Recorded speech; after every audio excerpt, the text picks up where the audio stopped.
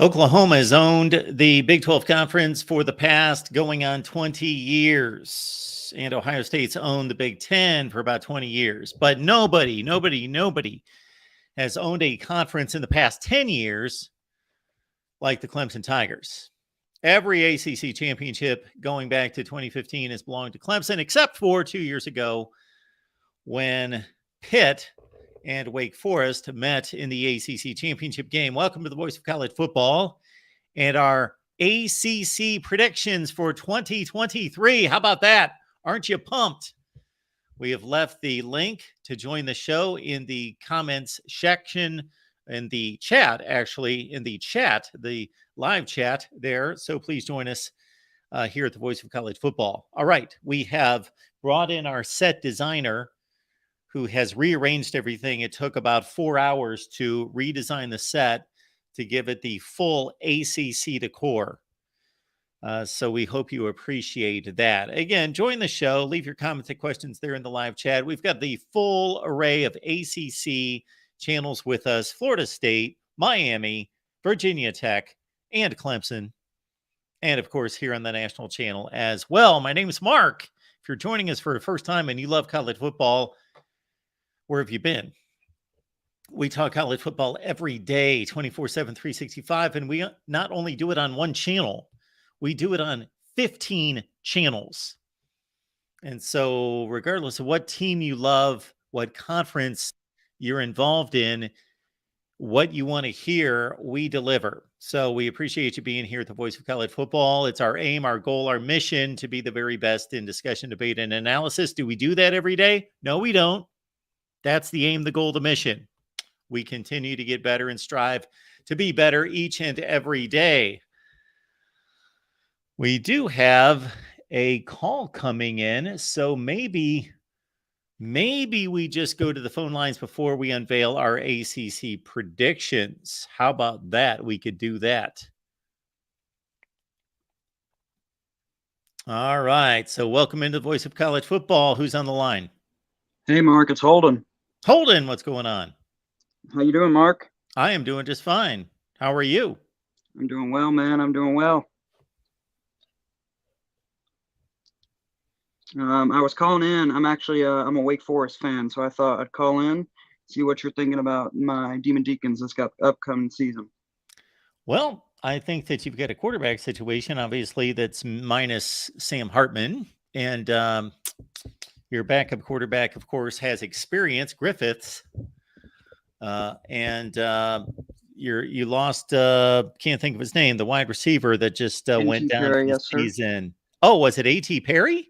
Oh, you're thinking Donovan Green. Yes, sir. Yes, Donovan Green. Yes. I didn't think it was A.T. Perry. I thought you were thinking like players we lost from last year. That's my fault. Yeah, gotcha. Yeah, that went down during training camp. And in addition to that, I think that you had one of the top, I would say that you had one of the top 5 to 10 wide receiver cores in the nation last year at minimum. And so that's been somewhat decimated.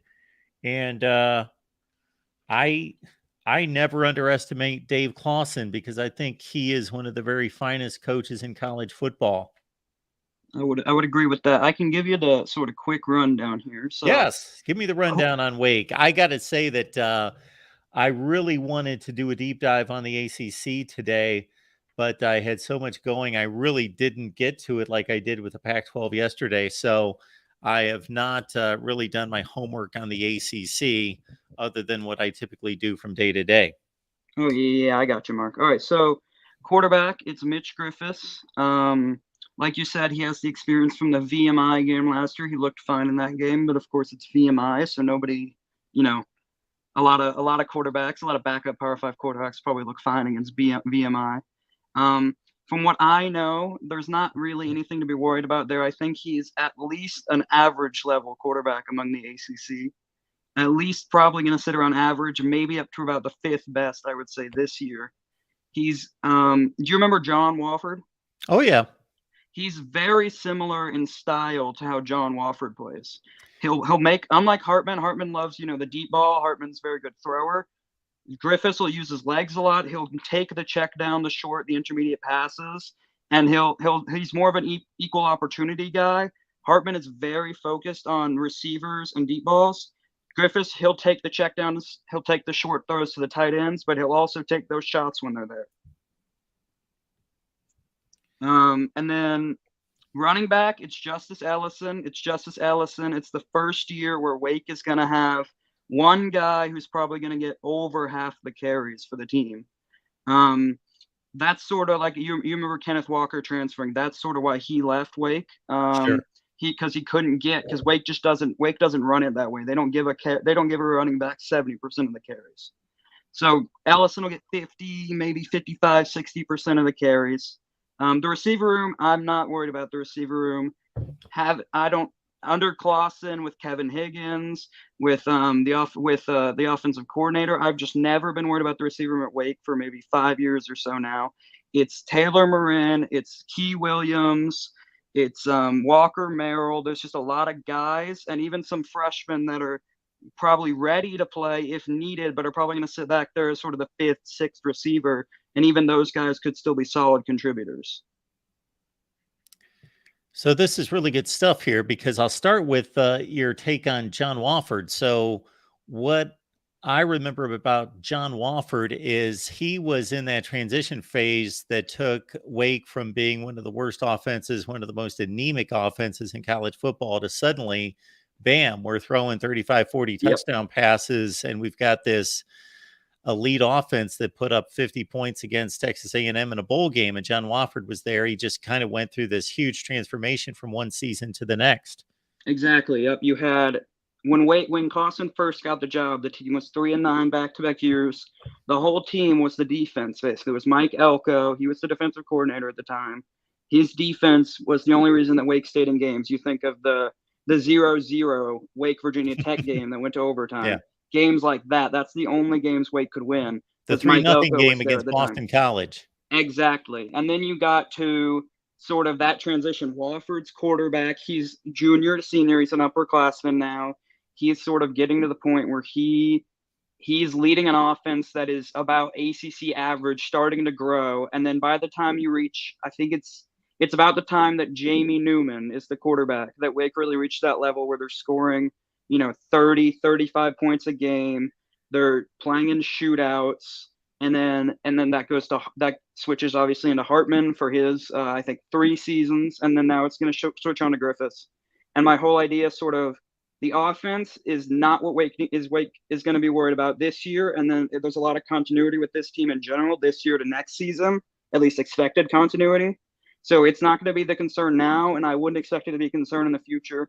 This team is still going to score 30, 35 points a game. They're still going to be high scoring. It's about whether the defense can take a step forward while the offense doesn't take a full step back. But obviously, when you're missing a guy like Hartman, a guy like A.T. Perry, the offensive line was shaky last year, and you're just hoping it's a little bit better this year. You didn't lose a lot of guys from last year, but without Perry, without Donovan Green, without Sam Hartman, that passing attack still should be good. You want the running attack to be a little better, and the offense shouldn't take a full step back. It should just slide back a little bit, and you're hoping the defense is sort of what's going to push forward to make up for that.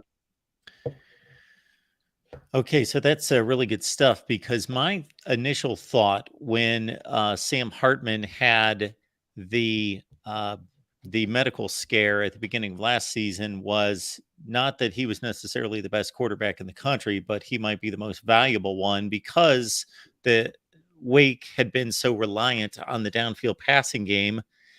And we'll never know what would have happened minus Sam Hartman, but we do this year. And so I kind of backed off on Wake Forest a little bit. They were just a 7-5 team in the regular season, so I guess I'm not backing off on my prediction too much in regards to their final record. I see that despite the defensive lapses last year, you do bring back 5 of your top 7 tacklers, although your top tackler, Ryan Smeta, 117 stops, is gone. And Yes. So do you have hopes that the defense will be better with experience coming back? Yeah, let me just say one last thing about the offense, and then I get into that. Just to reiterate on the receiver room, Yes. Again, like I said, it's going to be more equal opportunity because not only because that's how Griffiths works, but now that Green is down, Taylor Moran, he's 6 foot, 6'1". He's more of a true slot guy. He's more operational in the slot, but he can work in the outside, and that's where he's going to get pushed to a little bit for this year with Jaquez Williams more working out of the slot there. He's going to sort of, or sorry, not Jaquez, Keyshawn Williams is going to take more of the time in the slot there. And then Morin is going to be pushed a bit more outside. He's not really a jump ball receiver either. The guy that's going to be the jump ball receiver, I don't know if you remember this guy from last year, Jamal Banks. Yep. He was sort of a breakout guy last year, and he, I believe, was very nearly preseason All ACC this year. I know like the Wake Rider that I follow, he had him, Tez Walker, UNC obviously didn't get that, what's the word? He didn't get the exception to play, the waiver to play, which Yep. is, whatever. I don't want to get you into that argument right now. I don't know what your take on that is, but I won't get you into that now because I know a lot of people have opinions on that. But it's sort of Jamal Banks, your deep threat, Marin and Williams are sort of your two other guys who can sort of work better in space and are sort of more sure-handed, shorter routes guys. And then so to move to the defense like you wanted to, defensive end, Wake has it's Kendron Wayman on one side, and then on the other side, give me just a second, I'm blanking here. I believe it is the other side is sort of the main for the defensive end. I'm blanking. I'm sorry. It's two guys returning on the defensive end that you're sort of comfortable with. Yeah, I see Jasheen Davis. Yes, Jasheen Davis. He's the other guy. He is sort of the main guy in the defensive end. He's the one that is going to start every day. And I've heard that Kendron Wayman is likely to start, not 100%, but he is likely expected to start. Defensive tackle, that is the big question mark you're going to be asking. That's the big question mark I have, Wake Riders have. It is, give me just a moment. I am really blanking right now on names. But there's one guy at defensive tackle, but Wake runs normally a 4 down. More Kevin often. Pointer? Yes, Kevin Pointer, the main guy. Sorry, you probably got the roster in front of you. I don't here. I just pulled and it then up. it's Nick Helbig, Bryce Ganius, and one other guy. Helbig and Ganius are both transfers into Wake. Isaiah Chaney? I believe it. Yes, I believe it might be Chaney. All three of those guys kind of battling for that second spot. All three, especially Helbig and Ganius, both missed spring ball. They both were out during spring ball. So they have gotten big time first team reps sort of over the past week of fall camp. And that's been important for them, kind of trying to get them to that point where they are players you are comfortable with starting for you, running against other ones, and sort of working for you in the main time rather than it just being you just have to put one of the guys in there because you have to have two guys on the field. Linebacker, it is the best Wake linebacker room in 5-10 years, in a long, long time. It is one of the best Wake linebacker rooms that Wake Riders and people around Wake remember because it is good at the top. It is good with depth. There are 5 to 6 playable linebackers, and they are all good linebackers. Most of them returning, and most of them guys you're comfortable with back there. Same case is in the secondary, especially specifically that safety room. That safety room is Malik Mustafa, who's basically an all ACC level guy. Shaylin Garnes, who's really good, among other guys who are back there. Again, it's about 4 or 5 deep safety room for just 2 spots there, and you feel very comfortable with what you're getting in the safeties. Cornerback, you like the starters. I've heard they've looked good in fall camp, the cornerbacks in general. You like the starters. You question the depth there. If guys start going down at cornerback, this happened last year. Kalen Carson went down against Vandy. He missed, I believe, the rest of the season. One other guy went down at one point. I can't remember who it was. And Wake was down to a cornerback room that at the end of the season, it was maybe the reason Wake was losing games against UNC, the game against Duke, the game against NC State. Even you just couldn't get stops. You couldn't get off the field on third down because they could go 3rd and 10, 3rd and 9, 3rd and short. They could just target your cornerbacks, the week 1 or the week 2 that are on the field that aren't really starters, and they just go to those guys. And then, like I said, safety are really good. Cornerback depth is the question. Linebackers, really good. Defensive end, solid. And defensive tackle, all the way from 2 Your second tackle and your depth are both questions there. Sweet. We got the big rundown on Wake Forest, a lot more than I knew. Even though I've looked at it a few times, but not recently. And again, the big injury to your wide receiver. Yes, sir. Donovan Green. Yep. Donovan Green went down. He got 37 balls last year, was second on the team in yardage, 6 touchdowns. A.T. Perry, of course, on to the NFL. And so you're not as concerned as everybody else with Sam Hartman gone. You just think that it's going to be more of a controlled, short passing game. Yeah, it's going to be much more of an even distribution passing game. Griffiths might not have quite the arm Hartman does. It was a little bit weird last year. I'm not sure if it's because of that scare Hartman had. Maybe he was a little bit scared to run, or maybe he was just, frankly, for 2 or 3 years, I watched Hartman. By the end of every season, he was limping around. Barely seemed like he could run if he wasn't actually playing. If he wasn't on the field, if he didn't need to be running, he would be off the field limping around, barely able to get around. I don't know if that happened last year too. I don't remember specifically seeing that, but he just kind of lost his legs last year. The years before that, he had been a guy who would scramble when he needed to. He could pick up even 40 yards if he had open space for him. But just last year, it was like he almost became one-dimensional in a way. Griffiths, he's not going to be like that. He is a guy who will go if there is space for him. He is even a little bit smaller than Hartman, I believe. And he will use his mobility, his athleticism, his shiftiness to get him out of sacks, to run out of the pocket, make plays, and then of course, like I said, he'll use the short passing game, the running back side of the backfield, the tight ends in their short routes, and he'll hit the intermediate and the deep routes when they're there for him. But he is not going to force things in that way, like forcing a deep ball he doesn't need to make. But I'm not saying, of course, he's a guy with not a lot of starts, just one.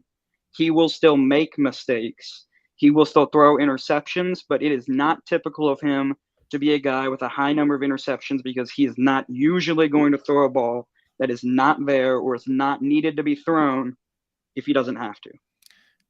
Holden, we appreciate the scouting report. We appreciate you being here. We've probably given Wake Forest more of an in-depth scouting report than all the other outlets put together just now. Yeah, I appreciate you, Mark. Have you made a final prediction? In my head, it is 8-4. In my heart, it is 9-3. I don't think that Clemson and Notre Dame game, those are just tough games to win on the road. Death Valley, South Bend. Nobody likes winning those games. It's really, it's just, nobody thinks Wake's going to win those games. I don't even. Florida State at home. Clausen has Mike Norvell's number all the way back to that bowl game Wake played Memphis in 2018. He's beaten Norvell. I believe it's now 4 games in a row. Wake's beaten Florida State 3 games in a row. So I know Florida State, top 10 preseason team. I don't even necessarily disagree with that idea. I think Florida State's a very talented team, great transfer portal class they brought in. I'm sure you probably know more about Florida State football than me, to be honest. But I just, Wake, Clausen seems to have Norvell's number with schemes. We blew him out last year in Tallahassee. Obviously not the same team now. At the least, I would say that game would be close. And in my heart, that is the game that makes the difference from 8 to 9 wins. And then I think you just slip up one somewhere. One of the 50-50 games. Wake, the year we made the championship, 2021, won all the 50-50 games basically. Yep. 2022 last year, you lost them. You lost at State. You lost at Duke. You lost to UNC at home. 2 of those 3 games, I believe. I think Duke and UNC, maybe even NC State too. You had what? Sorry. You had the ball at the end of the game, and you just didn't convert. And that's so weird for the Wake offense, just not converting when you have the chance. So that's something that you hope comes back this year. And I still think you slip up once. Duke, NC State, Louisville. One of those games. I don't. It's Louisville. I can't even remember right now if Louisville's on the schedule. But Duke, State. One of those teams that are Pitt, one of those teams that are solid but not great. You maybe lose one of those, but I still like 8 wins, and I'd be very, very, very happy with 9 if you can win that Florida State game, or you just maybe lose Florida State, Notre Dame, Clemson, but don't slip up elsewhere. Yeah, so it's harder to keep track of these schedules because it's not the split into two divisions. Yeah. divisions. So you got to actually remember who they play. We've got So in Georgia terms Tech, of trip Virginia up Tech, games Duke for every year. Wake Forest, of course, they play at Clemson. That's an 85 or 90% certainty of a loss. Pitt at home's not going to be easy, followed by Florida State. They got a tough stretch with Pitt, Florida State, Duke, NC State, Notre Dame in consecutive weeks. So I'm not quite as hopeful as you are. However, I am a little bit more trusting of Dave Clawson than most people are. He's a great coach. He's one of the 10, 12 best coaches in America. And I'm a little bit more confident of the passing game, as you've convinced me that Sam Hartman's not going to be quite the loss that most people consider him to be. But Holden, we appreciate you being here. I appreciate you, Mark. And anything that happens this year, it is building towards, I think, and a lot of the Wake Riders I hear from think is going to be a really, really good, almost, up towards that ACC contender level team in 2024. So this is sort of the year you're getting all those guys' experience. You're getting Griffiths, his experience for a 2024 team that should be really, really good, returning a lot of guys and just ready to compete in the ACC for a chance to reach the title. Thanks, Holden. Appreciate you being here. I appreciate you, Mark. You have a great stream, sir. Yes. Thank you so much. Appreciate you. Bye. All right. The take on Wake Forest. I love to hear anything that's not concerning Clemson, Ohio State, Georgia, Alabama. That is shoved down our throats, and Michigan all the time, all the time, all the time. Do I love to talk about those teams? Yes. They are going to be competing for a national championship. However, I did post a video the other day on spoiler teams that have no chance of winning a national championship, but could find themselves derailing one of those teams for a national championship. Let's get back to the ACC talk. And thus far, the quote of the night comes from Roger Dodger. I got Stanford winning the ACC. It's going to be the big game, right? Stanford Cal. That's going to be the game of the year in the ACC very soon. Wouldn't that be something? Check out our Stanford versus the ACC video and our Cal versus the ACC video. And if we don't have any calls coming in, we've got somebody who's trying to make it in, and we will get to that call as soon as they are able to connect. We will get to our predictions. Let's do that. Here we go, folks. Let's line it up. And before I show you the predictions, I'm going to have to explain something. Because the way we set up the week from a programming standpoint, we did the Pac-12 last night. So check it out. Pac-12 predictions last night.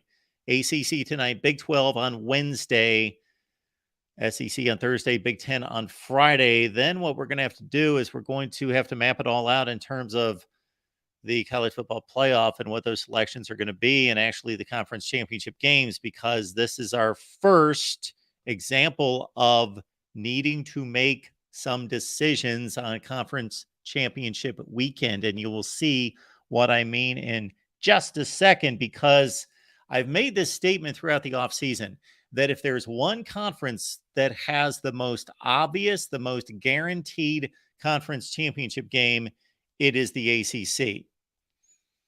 The Pac-12. The Pac-12 to me is the most competitive race in college football.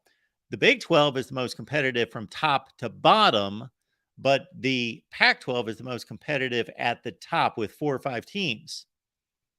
All right, so the most interesting race to me, at least as we start out, it could completely change, of course, but the projection of the best race is the Pac-12. The most competitive conference top to bottom, the Big 12. The SEC is a decision between Alabama and LSU, it seems, in the West against Georgia. The Big 10, the decision to be made between Ohio State, Michigan, possibly Penn State, and then a possibly wide open Big 10 Western Division. And the ACC just seemed to be, well, if anybody in their right mind is going to pick against Clemson and Florida State, they're not in their right minds. We shall see. So this was the conference that I said, well, if there was a championship game that was the most likely to take place. It is Florida State and Clemson.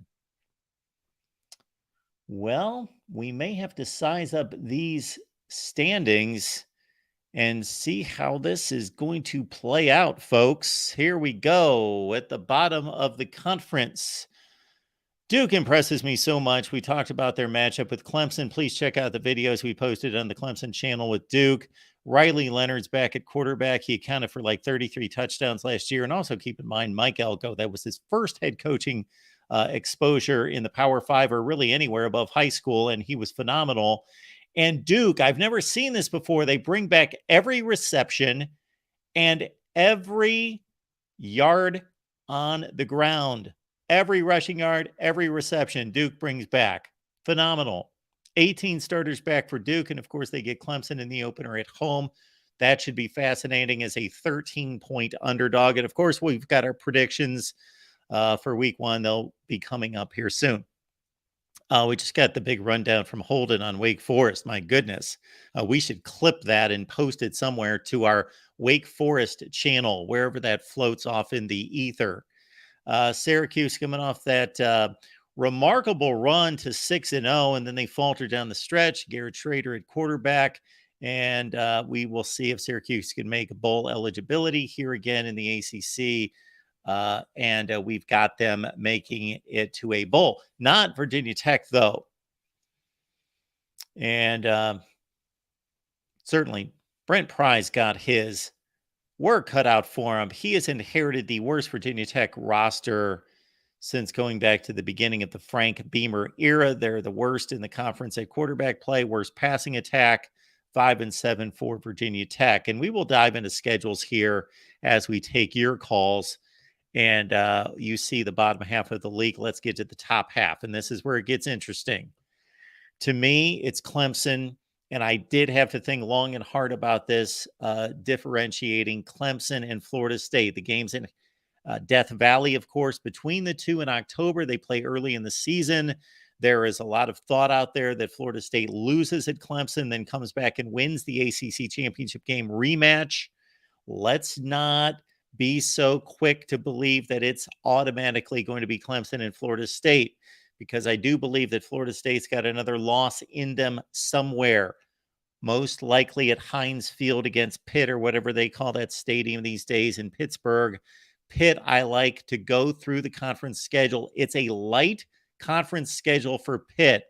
Give Pitt a lot of credit outside the conference, and I believe we've got Talk is Pitt here in the chat tonight. We've got Cincinnati, West Virginia, and Notre Dame. So give Pitt a lot of credit for scheduling difficult non-conference. Remember, this is the team that took one of the 6 or 7 best teams in the country, Tennessee, to overtime at home last year. One of the best pass rushing teams in the country. Of course, they've got one of the great defensive line coaches in the country, and Charlie Partridge at Pitt. Got a top-flight defense. I would love to see Phil Jurkovec stay healthy for an entire season, folks. And I like Pitt to go 9-3. I do think that they've got a real shot to go to Notre Dame and win that game. Of course, that does not impact the conference race. But I also, even though not a whole lot of people are high on NC State, Brennan Armstrong comes in from Virginia. Much of this rides on him, of course, being the Brennan Armstrong of 2021.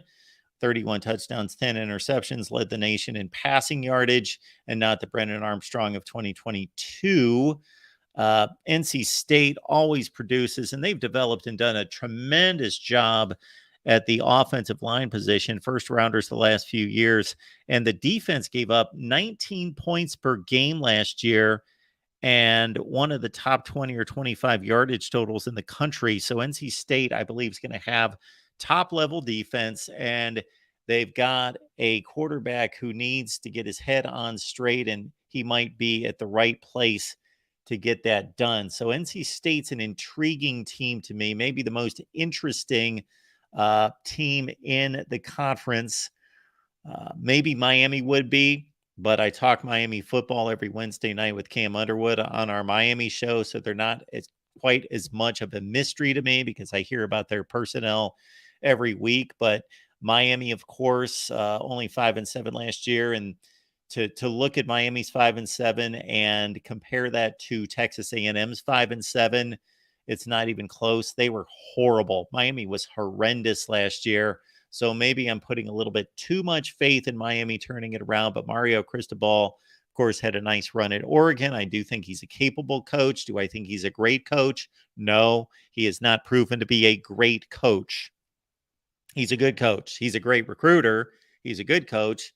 He put together an all-star coaching staff last year, and it just didn't work out. They were awful, and they didn't coach them up, and they didn't prepare the team, and they were one of the worst prepared teams in all of college football last year. So maybe I'm stretching on Miami, but I do think that the schedule's light. They lose to Texas A&M out of conference, and they go 5-3 in conference. Same record as North Carolina. I know most people like them as a default if Florida State or Clemson don't make the championship game to get in there. But I don't think, again, even the offense that was near prolific last year beat up on a lot of bad competition and down the stretch couldn't get the ball in the end zone against the likes of Georgia Tech, nor against Clemson with 10 points in the ACC championship game. North Carolina's a bit overrated nationally, in my perspective. I think that typically happens when you've got a name brand coach, when you've got a quarterback vying for a Heisman Trophy who accounted for like 43 touchdowns or 45 touchdowns last year.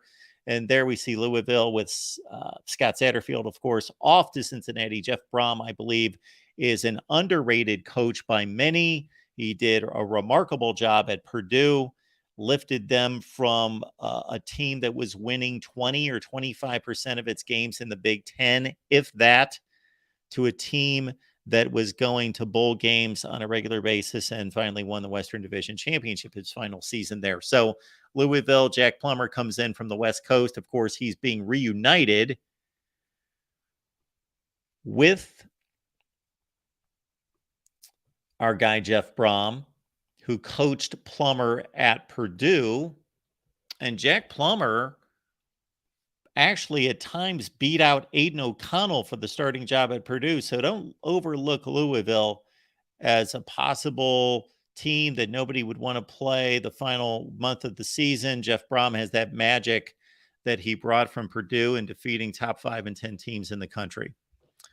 All right, we will head back to the lines right here at the Voice of College Football. I guess, no, we won't. We did have a couple of calls. There we go. We've got a call coming in from our old buddy, DeAndre, checking in. Hey, Mark, man, I missed you. Hey, Dre, what's going on? You missed me. We've missed you. Yeah. How you been, man? I've been fine. How have you been? I've been great. Good. I'm glad to see somebody talk about NC State. I think NC State's going to surprise some people this year. Hopefully, it's well, not I got them tied for second place. Right. Brandon Armstrong is a good pickup for them, and I think they're going to have a fun year.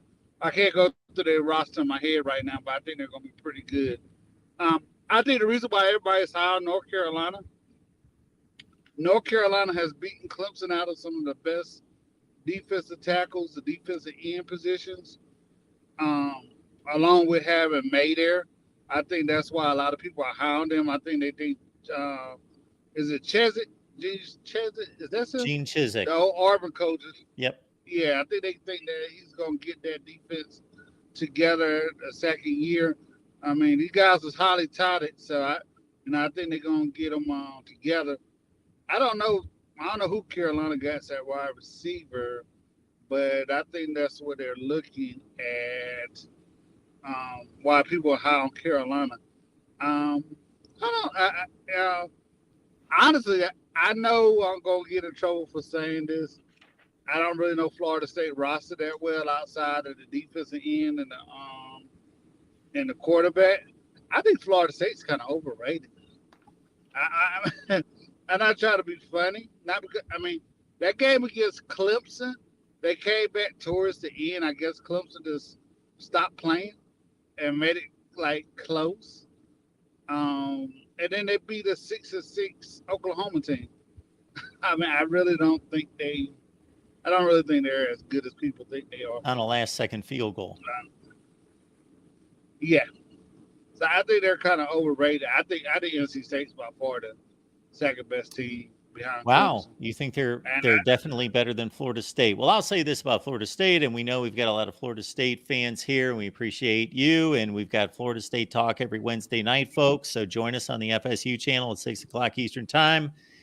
I wrestle with Florida State because, kind of like you, their 6 consecutive wins to finish the season last year, to me, was impressive. They won the games that they weren't winning the previous 4 or 5 years. Yes. But nobody was really that good. Florida and Oklahoma were the 2 best teams that they played the back half of the season. And when they played Wake, NC State, and Clemson in the middle, they lost all 3 games. They do have a ton of production and experience coming back. And they do have one of the better quarterbacks in the country coming back.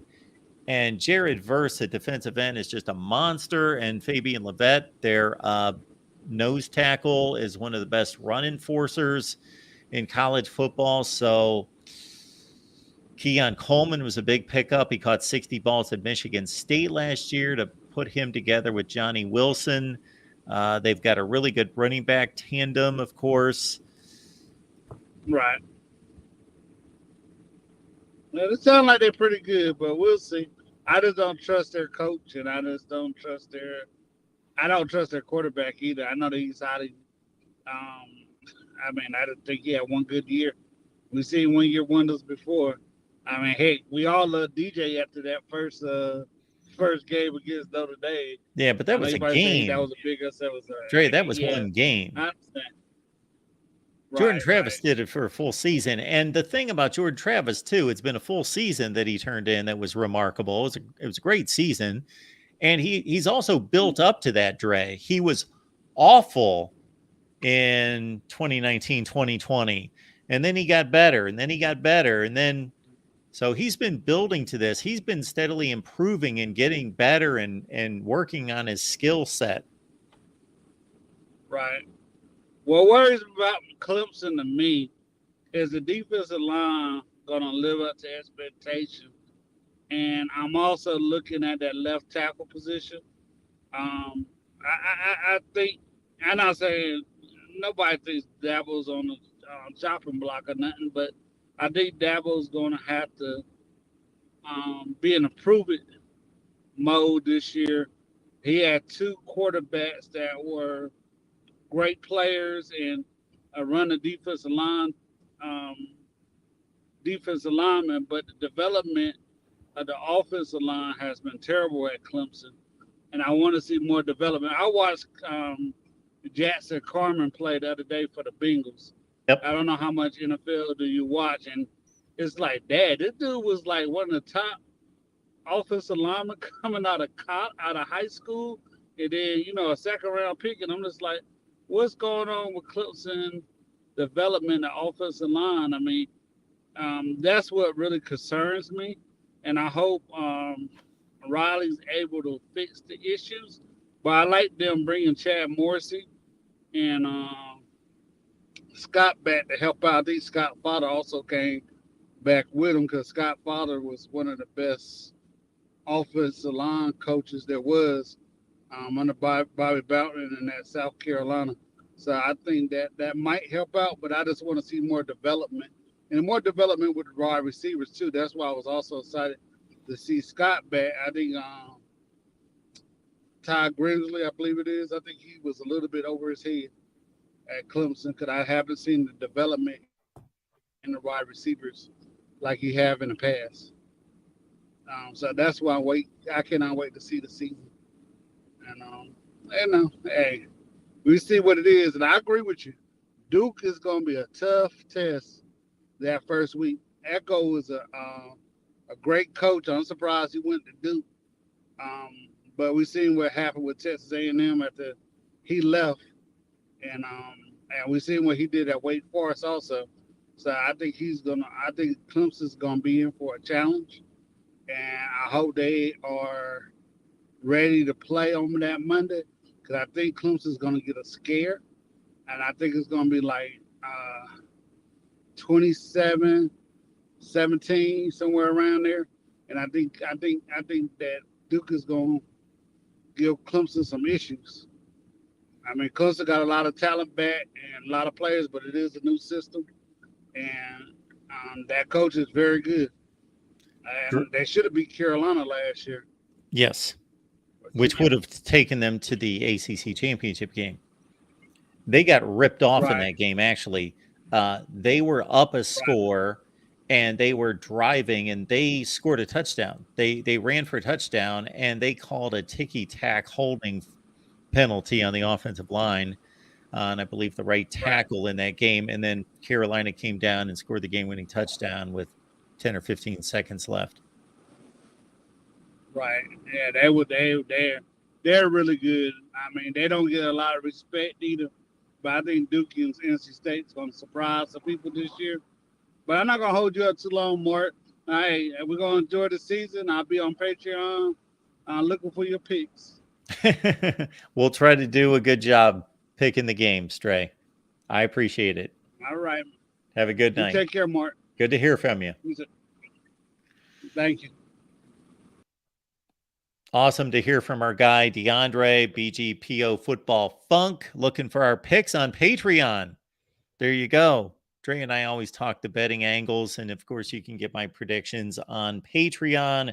We'll provide a few picks here, like we used to here at the Voice of College Football on the main channel, but most of the picks there on Patreon. We'll divide that in some way that you can count on it, knowing, okay, Mark's going to deliver these picks. Whether those are the top 25 picks or a certain conference or whatever the case might be here on the national channel. And then we'll have the rest of them on Patreon. But before we take this next call, just to underline this point, I have never seen this before that I can remember. Duke brings back every rushing yard and every reception.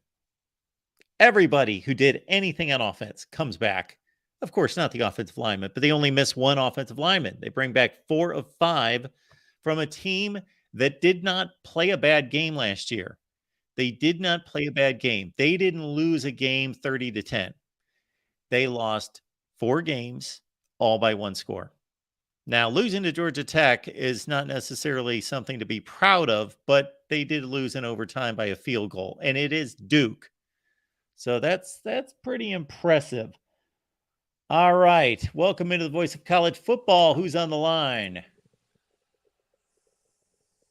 Hello. I believe we've got Donald. Is it Donald? Hello, sir.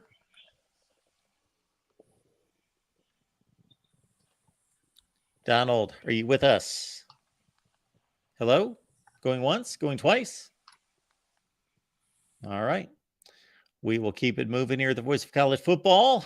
Our buddy David's here. Yes, to the man that gives college football its voice, the great Mark Rogers. Very interesting conference this year for the ACC. I wanted to ask, do you make predictions on who's going to be, or did you already make a prediction on who's going to be the all-conference quarterback in this conference? No, I generally steer clear of predicting what other people are going to select.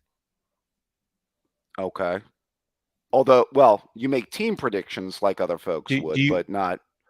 Yeah, but team predictions are based on results on the field. But my basic statement, my philosophy there is, how should I know what other people are going to vote on? Now, if you want to ask me who the best quarterback in the conference is, then I'll let you know. Okay. Who's the best quarterback in the ACC according to Mark Rogers? If everybody plays to their ceiling and this particular player continues to develop, it's Drake May of North Carolina. As it stands right this second, at the conclusion of last season, it was Jordan Travis. All right. Are you buying Klubnik at Clemson? I got to tell you, I'm picking Clemson, as you can see, in first place to go to the championship game. But he was shaky. So he came in the second half when they were down by 2 scores against Syracuse. Right. And they came back and won the game, but he really didn't do anything. Like Like they blocked punts and had defensive turnovers, and the defense basically took over the game and won the game. He just kind of handed the ball off and threw a couple screen passes. Right. Then they threw him in against Notre Dame. Now, this was kind of unfair. Right. They threw him into the game at South Bend 21-0 with the ball at like the 3-yard line. Right. Yeah. He threw a pick six almost immediately. And then he played the entire bowl game, which that's a fair analysis judgment for him to have all that prep time, all that practice time. Yeah. DJ, they had already decided, okay, he's not the guy. And he didn't look too great in the bowl game either. See, that's what that kind of gave me pause. You're right. He had a lot of prep. I believe he actually came in the title game too. Mark, did he play pretty much the entire second half of the title game, if I'm not mistaken? Yeah, that sounds right. It was a title game. I was watching other games, but yeah, that sounds right. I thought, because I remember Dabo being interviewed at halftime of that game and pretty much saying that they were going to go with him, in the second half of that game. I do remember that. Yep. And, I thought he would play a little bit better. I mean, Tennessee's defense last year wasn't bad, but I would have thought he could have done a little bit more business against Tennessee's defense in that bowl game, Yes. especially considering, I mean, I know it's an SEC defense, but it's not a top tier SEC defense by any stretch of the imagination. You're being in kind to Knoxville say last year. It was good. Right, exactly. And it was I thought, okay. Yeah. Yeah. I mean, see, I was big on Clemson going into last year. I want to say I picked them, I believe, as one of my 4 playoff teams. I thought they had the best defensive line in the country going in, and we discussed that last year going into last season. And I thought Ungalele was going to have a really good year.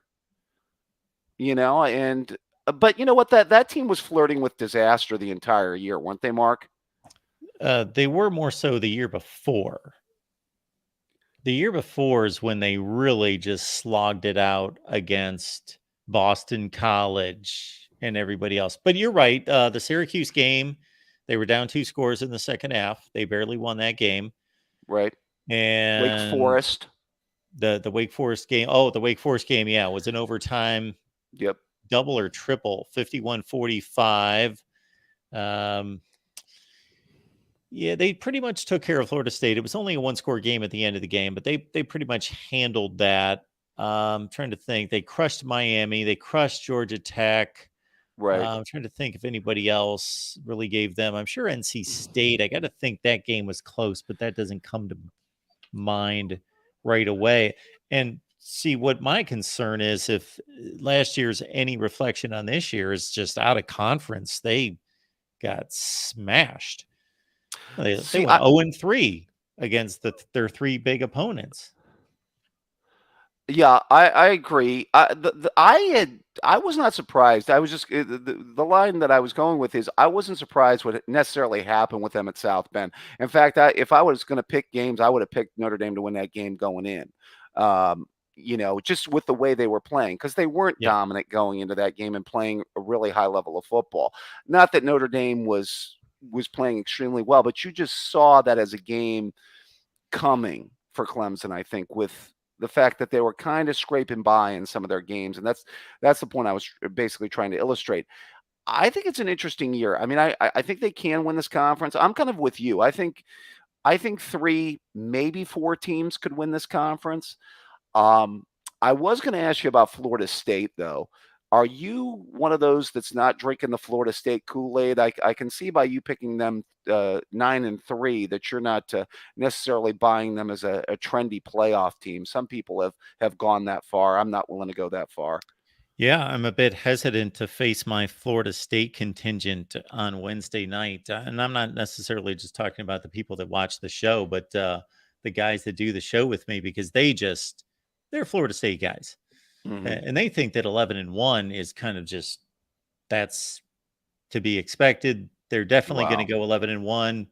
And if things break right, they'll go 12-0. Like they think, this is going to be a walk in the park to the championship game. And I don't see that. Are they that confident in the opener? Yes. Really? Yes. I'm not. As you can see, they're losing to LSU. You know what? Here's the way I feel about that game. I think it's more important to Florida State than it is to LSU. Because here's the thing. I think Florida State loses that game. I know they're in the ACC, but I think that I think Florida State could still win the ACC, but they're going to have to be able to beat Clemson twice if they lose that game, in my view. Because a two-loss team from the ACC is not making the playoff. No. And I actually do think it's Clemson that they would have to play in the title game. Yeah, which means they would have to, if they lose to LSU, would have to go to Death Valley, win the regular season game, then win the ACC championship game. They've got a game the first weekend of November at Pittsburgh that I think has red alert written all over it, upset special. You know, it's interesting what Narduzzi is doing at Pitt. I was always interested to see long term how good of a hire he was going to be there, and if he could get that program heading in the right direction. But yeah, I mean, I would not be surprised to see them at least be an 8-4, maybe 9-3 football team. I think that May and North Carolina are the team that could really, especially if on the right week, if he's got a hot hand that could really be that like fly in the ointment team. Well, the thing is, it depends on if you're talking about a team to derail another team or if you're talking about a team that can make it all the way. Because, yeah, North Carolina could be that team. They play Clemson the second to last game of the season. So listen to Clemson's closing run. Starting on the last weekend of October, they go to North Carolina State. They host Notre Dame, Georgia Tech, North Carolina, at South Carolina. Yeah, right now I'm still leaning Florida State to win the conference because I think they can get back against Clemson when they meet in Jacksonville in the title game. But I see the winner of this conference, just like you, as being a two-loss team. So a bottom line, a two-loss team is not making the playoff. It could be tough enough to be a one-loss team making the playoff out of this conference, don't you think, Mark? Yes, unless the conference proves something outside the conference during the regular season. But if it's the same conference that I think it to be, it's the fourth or fifth conference. So they've got a lot of these games against Notre Dame. They've got good teams playing Notre Dame too. They've got Clemson, NC State, Pitt, Duke all play Notre Dame this year. So they have opportunities. And then you've got Clemson playing South Carolina. Let's say South Carolina is a decent team, an 8-4 kind of team. And of course, the Florida State opener against LSU. So there will be opportunities in these non-conference games for the ACC to prove otherwise. Yeah, that first game being the biggest among them. Boy, I've got that circled. I actually am big on I'm bullish on LSU this year, by the way. I am the closer we get to the season as well. I am. I'm wondering if this is the moment for Brian Kelly, by the way. It could be a changing of the guard on that side of the SEC. Wouldn't that be something? Could that be? Well, they somewhat changed the guard last year, not in impressive fashion, but they technically did wrestle away the division, of course. So, well, but I mean, you look at that team. I like Daniels at quarterback. I mean, Mark, a lot of people believe they have the best defensive player in college football. So, I mean, I think you're going to see. I've seen more than a few people pick them to make the playoff. I've made the statement a number of times during the offseason that yes, that when I watched Harold Perkins play, I thought he was the best player on the defensive side in college football. At least, you can't scout these guys play to play, but in terms of making game-changing plays on a fairly regular basis, he's the reason they won at Auburn. He's the reason they won against Arkansas. He's just a freak athlete. And my LSU guys tell me that Mason Smith, who got hurt in the opener against Florida State last year, plays along the defense front, that he's better than Harold Perkins, that he's the best player on the team. Didn't it seem like Daniels got better as the season went along for that team? Yes, I mean, absolutely. certainly took his lumps. I watched the Tennessee game. It wasn't good. Some of those games early on, um, I think, were, dicey, but I thought he kind of gained his confidence as the season went along, played really well in the upset over Alabama. Yeah, they're going to be interesting this year. They're going to be interesting this year. That Florida State LSU game is definitely one of the biggest. I mean, Texas going to Tuscaloosa is going to be really interesting, but that's going to be real interesting.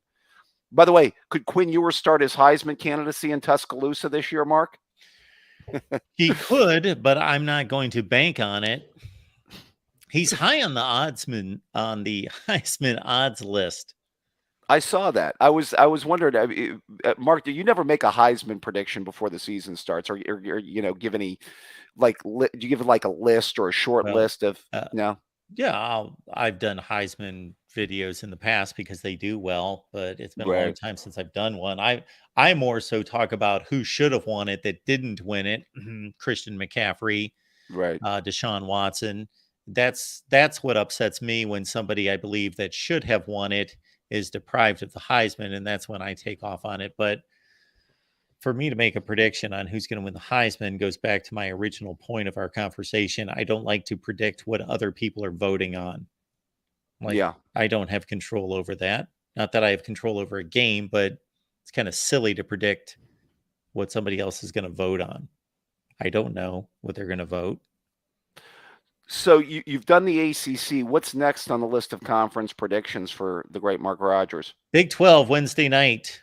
Big 12 Wednesday night. I've got to be back for that. I think that's going to be an interesting race. I'm early leaning towards Texas. I don't want to tip my hand, but I think yours is going to have a big year. I think this could be a big year for Sark. I'm leaning Texas, but I think Oklahoma's going to be very good. I just want to be interested to see what they look like in a second year under Venables.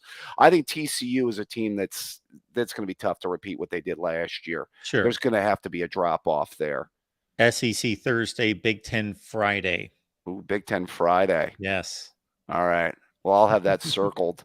I want to see. Have you already made your decisions on the Big 10, Mark, or where you at with that? I have in no way made a decision. I'll put it like this. Yes.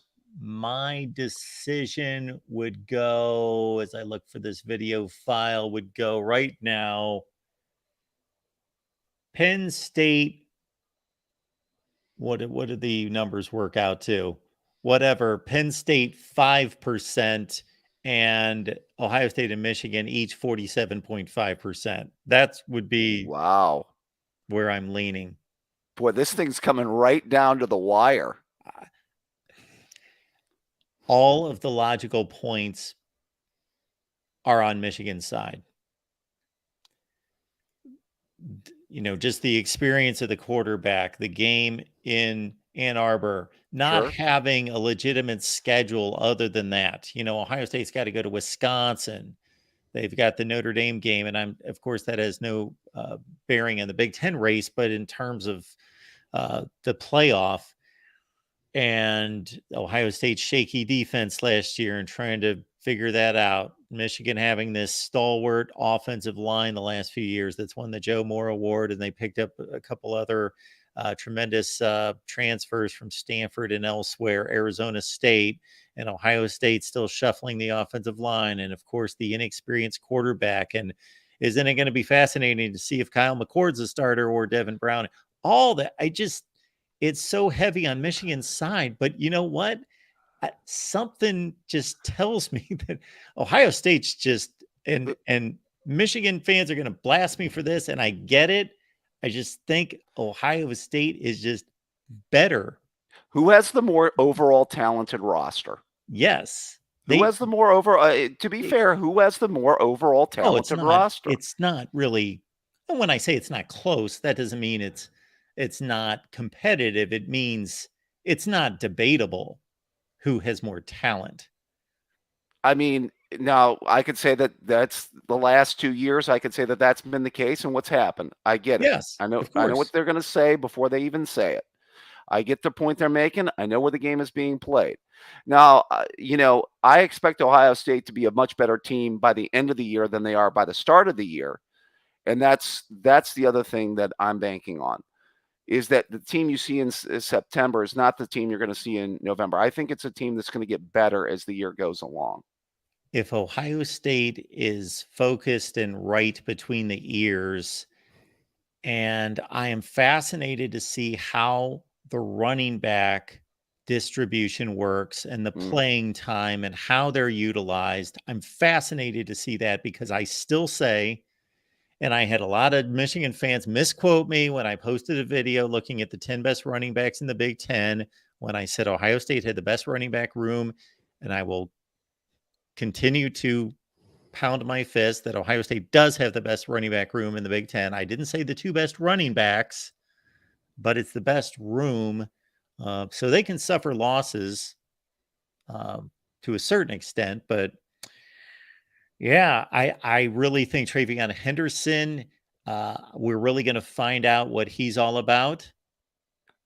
Listen, how many people had him predicted as a preseason All-American going into last year, Mark? Oh, Like, I mean, if you yes. look at most magazines, if you get a preseason magazine from a year ago, there were a ton of people that picked him to be a preseason All-American last year, or at least one of the 2 or 3 best running backs. Next, right after maybe Bijan Robinson, he was one of the best running backs in the country going into last season and on a lot of All-American lists. He was. I mean, he had 1,200 yards as a freshman. Let's not forget he had a really good freshman year. He wasn't all bad. And, he had a lot of injuries last year. I mean, it's tough to run when the guy's trying to run on a broken foot. One would say that's pretty important for a running back. And for me, I think they do need to lean on the running game early. I'll say this. I think I like their running back room, but it's up to the play calling. I mean, they've got to lean on that running game early, especially with a new quarterback, younger offensive line. I think they should run Hayden. I think they should run Williams, and I think they should run Henderson and try and distribute the carries as evenly as possible. I would lean a little bit more Henderson, maybe Williams, but I liked what I saw from Hayden at the end of the year. I do think they will come up with a good offensive line. My concern is if they have an injury. Their depth could be a concern, especially on the interior of the line. Well, even maybe a tackle, but that they'll find 5 good offensive linemen. If they sustain an injury or 2, that's where the concern will be. I don't want them to rotate quarterbacks. I got bad vibes of 1996 and 2015. I don't want to live that movie over again. We don't need to be rotating quarterbacks and doing Stanley Jackson and Joe Germain or JT Barrett and Cardell Jones part 2. I lived in that world. I don't want to live in that world again. So this is the plight, folks, of an Ohio State fan. If you're not familiar, David does want to relive 1996, does not want to relive 2015. Those two teams went 11-1 and 12-1 and finished number 2 and number 3 in the country.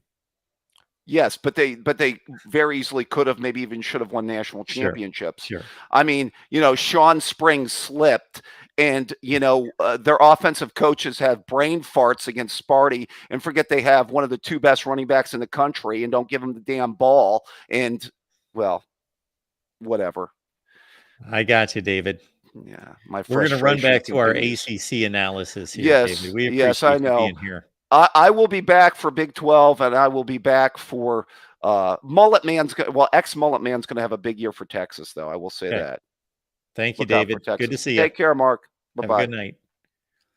Our guy, David Greenshield. Before we get to our next caller, JR, let's read off our Super Chats. We thank you so much for your contributions, folks. Here we go. We've got Falconer, TRX. Prediction, Miami, ACC, and national champion, 100%. Let's shut down the stream right now. Falconer TRX has locked it down. Miami will win the national championship. Hey, if TCU went from 5-7 to the college football playoff, why not? TCU, 5-7. College football playoff. Falconer TRX, thank you so much, sir. More Wake talk than entire national media. Exactly. This is what we do here at the Voice of College Football. We break it down like no one else. So we appreciate our guy Holden for calling in to talk Wake football. I loved it because it just never happens unless Holden calls. Falconer TRX, thank you for keeping us afloat here. This show, by the way, the ACC prediction show, brought to you by Falconer TRX, our presenting sponsor. Miami beats Florida State at Trailer Haas E wide right 9. Is it just 9? Yes. Okay. Miami pulls off the big upset in Doe Campbell. Then we've got Bizzer, who has reminded all of us something we all know already. Michigan beat Cheaton. That's common knowledge, of course. Yes. And then finally, Slap Happy stepping in here with a super sticker. So I've been doing this YouTube thing for about 10 years, really longer than that, but for about 10 years, and I still don't know what the mystery of the super sticker is. Stickers. What? Anyway, but we appreciate the super stickers. So if you would like to chime in with a super sticker and you've got nothing to say but want to contribute here to the Voice of College Football, have at it. Pick out a nice one. All right, JR's on the line to talk some ACC football. JR, what's going on tonight? Hey, nothing much. How are you doing, Mark? I am doing well. What's going on? Well, I got some thoughts and I figured I'd share them. So, Sure. And they're ACC relevant. So, hey, just really liked your analysis. I came in a little bit late, so apologize if some of my questions you No already worries. answered. But I think you said you had Clemson 10-2. Yes. 10-2. Who's your 2 losses against them? All right. So let me go to the big screen here and get the results back up here. So I will say that I am big into probabilities and then trying to target those upsets because there will be upsets, of course. I don't know if you've heard me ever say this, but I've kept track of this for 4 or 5 years, and out of the top 25 games each week, which are usually about 18, 20, 22 games, 20 to 25% of them are upsets. So there will be upsets. Okay. So I've not targeted exact wins or losses. However, obviously, since I've come up with a 3-way tie for second place, I'm going to have to figure out who won and lost those games to figure out what the tiebreaker is going to be. I've made it difficult on myself. I could have played it easy and gone, well, Florida State's going to go 7-1 as well, and they'll go to the ACC championship game. So most likely for Clemson, what I'm looking at is that they are going to defeat Florida State in Death Valley. And then let me look at their schedule. Okay, the out-of-conference loss is to Notre Dame.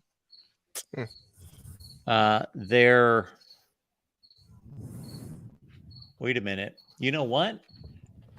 I'd have to think about that because actually I've got Notre Dame beating USC, losing to Ohio State. I am not picking Notre Dame to go. Guess they could lose another game in there. So again, I'm not predicting exact games. I'm just making sure that it can happen, that it's feasible. I am searching for Clemson's schedule here to try to find you. I started to produce videos where I listed the probability of losses in order. And I didn't do that. I didn't get to too many teams, unfortunately. Didn't have the time. I'll say it this way, that most likely their in-conference loss is going to be to Florida State would be the first selection, and then NC State would be number 2 for me, and then at Duke would be number 3, and then North Carolina would be 4, and then I don't really see them possibly losing to anyone else. I guess Miami is the talent to possibly win. That's what I was going to say. Clemson. Yeah, I feel like Miami. I just feel like Josh Gaddis really, really hurt that offense last year and hurt Tyler Van Dyke. I really feel like he's a much better quarterback than what he showed. And I felt like that scheme didn't really fit him super well, as best I could tell. I'm not out here watching all 22 film or anything like that, but they've got kind of some sleeper tough road games here. The South Carolina. I mean, they lost to them last year on the road there to end the season. I mean, can you imagine a 2-loss Clemson team coming into South Carolina? They're dejected. They're not going to the playoffs. If that were to happen, not saying it will, but if that were to happen, I could see Clemson finishing off with 3 losses here. And I don't know, call me crazy, and I'm sure some people will. But I don't like that Duke game to start the year. I know you have them 6-6, and I kind of agree they're probably going to be around that, but that's a tough game, I feel like. Yeah, I think it is. This is what I had to say about the Duke game. You may not have been around at this point, but basically that I don't believe I've ever seen this before. Duke brings back every pass reception from last season and every rushing yard from the entire team. Mm-hmm. They bring back 18 of 21 starters, 10 of 11 on offense, only miss one offensive lineman. The impressive thing about what Mike Elko did last year, in addition to all that, is that they didn't play a bad game. They didn't go out and lose to anybody 34-10. They were within one score of everyone.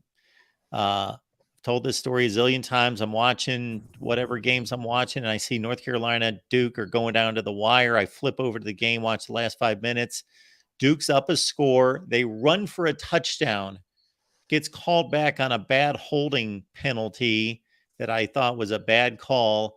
Otherwise, they beat North Carolina. They go to the ACC championship game. I don't know what to make out of all that, because I don't know that they're that really that good, but they bring back all that production from a team that was that close to playing in the ACC championship game. They go to Florida State in November. That'll be interesting.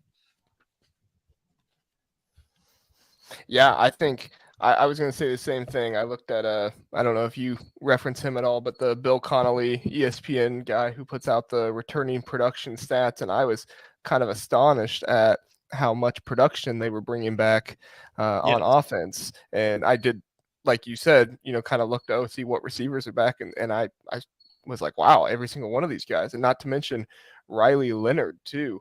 Another another hot take, but I think Riley Leonard might have a better year than Cade Klubnik. I don't want to say that for sure, because Clemson has had a really good line of QBs with Deshaun Watson, Trevor Lawrence, of course. However, last year with DJU,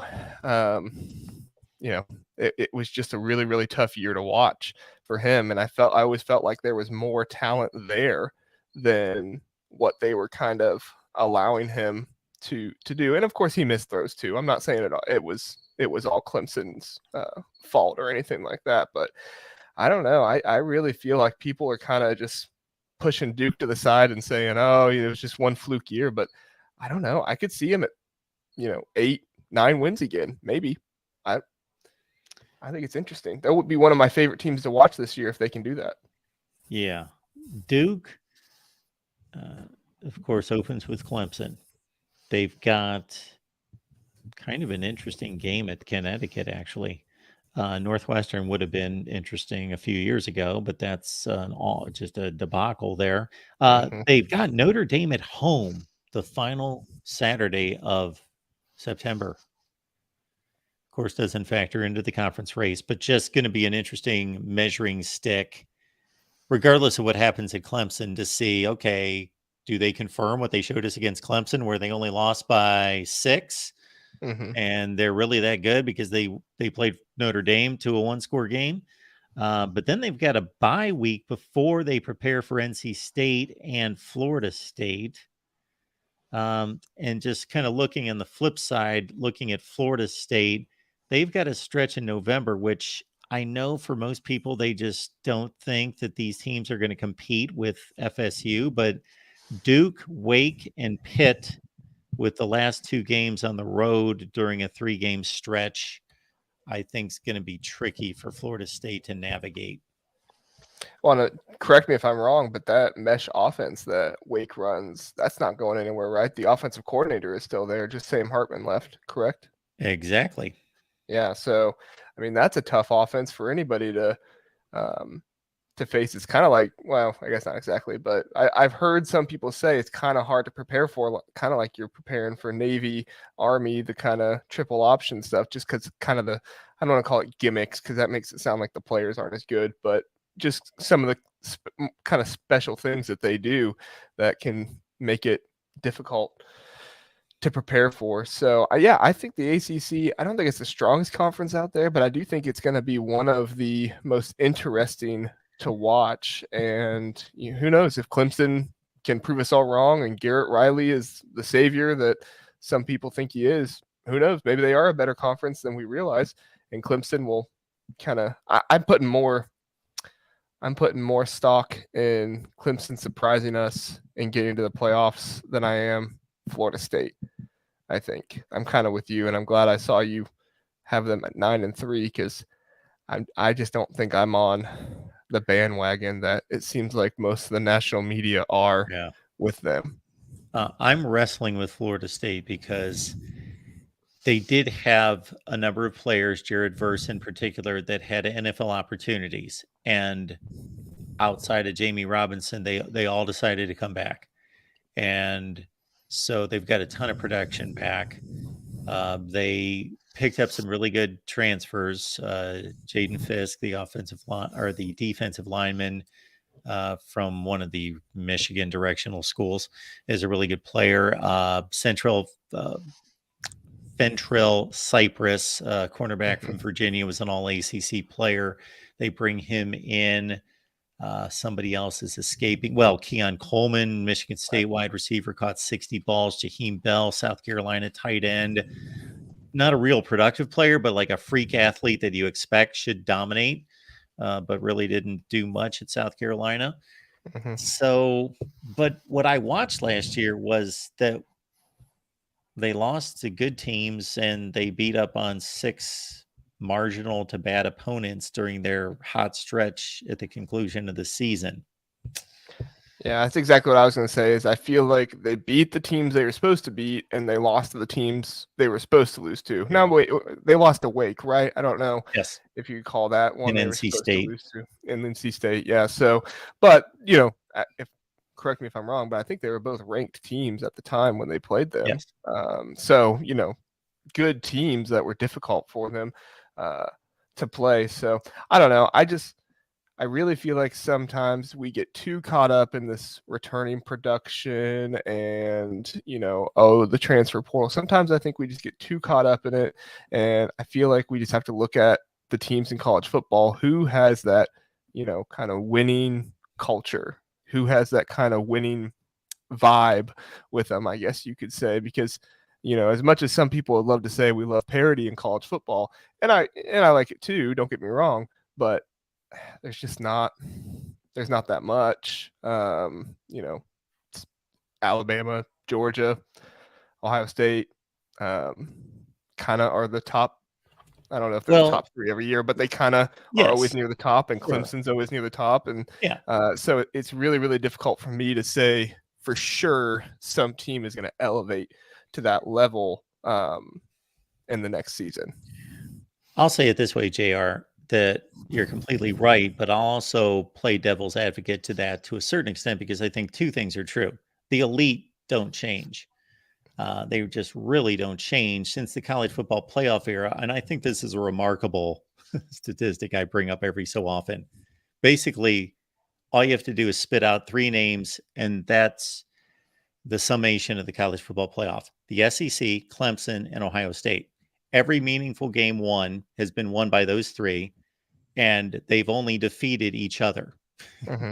Like Clemson hasn't lost to anybody but Ohio State in the SEC, and the SEC has been the only one to defeat Ohio State besides Clemson. It's Right. They're the only three that have done anything. So, and then you got Oklahoma, whatever you want to rate them as an elite, but they've lost all their playoff games. But here's a stat for you. I track this from year to year. Teams that have either increased their win total by at least 3 or decreased their win total from the previous season by 3. And I came up with that as kind of an arbitrary number, but it seems to me to be significant. Mhm. Once you hit 3, like you were 8-4 2 years ago, but then you went 5-7, that's a significant decrease, for example. And 27 of the 65 Power 5 teams last year had that much of a change in record from 2021. So that's Wow. significant. Mm-hmm. So there are those teams out there that are going to have this radical Michigan State from 5-7 to 10-2 in 1 year, and then back to 5-7 the next year, Mm-hmm. kind of deal. Yeah, when you were talking about that, I was thinking, we've seen more teams kind of elevate past those 3 wins into the playoffs than we have seen the teams go up 3 wins and into the playoffs. I feel like I haven't done the math on that, so don't, maybe I'm wrong, but I think Michigan from 2020 to 2021, what were they, 2-4, and then Yes, they go 11-1, beat Ohio State for the first time in years, and they make it to the college football playoffs. Now they didn't do great, but they still made it there. sure. TCU last year, I forget what they were the year before. I think they had a losing record, 5-7. So yeah, again, not a great record, losing record, and that's a jump of a number of wins to make the national championship. To beat Michigan and do that. And so I don't know. While everybody's looking at Florida State to possibly bump in, or while everybody's looking at LSU to bump in, I find myself looking more at the 4-8 and 5-7 teams and saying, is there a path somewhere for somebody like this who can make it in? And Texas A&M. yeah, and that was one that I was thinking a lot of. I know Alabama's going to be daunting, and so is LSU. I'm not sure I believe all the hype that LSU is better, but they did win last year. So, we have to give them credit for that. But if there's a team that has the talent to do it, and if Bobby Petrino can come in there and, really shake things up, it could happen. And that's kind of the parity in college football that not everybody expects, but seems to happen more often. All right, JR. Appreciate the call. We're going to keep it moving here. For sure. Thanks for having me on. Thank you. Have a good night. Yep. You too. Bye. All right. We will keep it moving here at the Voice of College Football. We got DeReal MVP here. Hey, Mark. How you doing this evening? I am doing just fine. How are you? I'm doing good. I'm looking at your standings, and Yes. I guess I like being a little more out there than you with some of these Yes. picks. I could see North Carolina, for example, losing their first 4 games of the season, which is out South Carolina, home against App State, same for Minnesota, on the road against Pittsburgh. I mean, those are 4 really hard games. Yes. And So I agree with you. I could see them losing, but what's the probability that this is going to happen? I put it like 10%. Well, yeah. I mean, I think 1-3's over 50% chance of happening. Over 50% chance that they're going to go 1-3. Yeah, to start off the season. Okay. I would say over 50%, 2-2. Because I'm just all not those sold. games are toss-ups. Well, the Appalachian State, they're going to be a significant favorite in that game. The other 3 are, even the Minnesota game, they're going to be a decent favorite in that game. I bet they're a touchdown to 10-point favorite against Minnesota. Not that I don't think Minnesota can beat them. See, I'm just not sold on North Carolina's defense getting any better at all. I know Drake May's a great quarterback. He's in the Heisman discussion for a reason, but I'm not sold on Gene Chizik as their defensive coordinator. Yeah, you've picked off teams that are in the preseason top 25 that you've systematically logically kind of gauged teams, not just thrown crap at the wall, but that could take a huge tumble. And it makes sense. North Carolina, Florida State, and a few others. Yeah. I see it. And their final 3 games is they're on home. They're at home against Duke, on the road against Clemson, on the road against NC State. Yeah. I mean, that's one of those. They could lose all 3 of those games too. So do you have a final record for UNC? 5-7.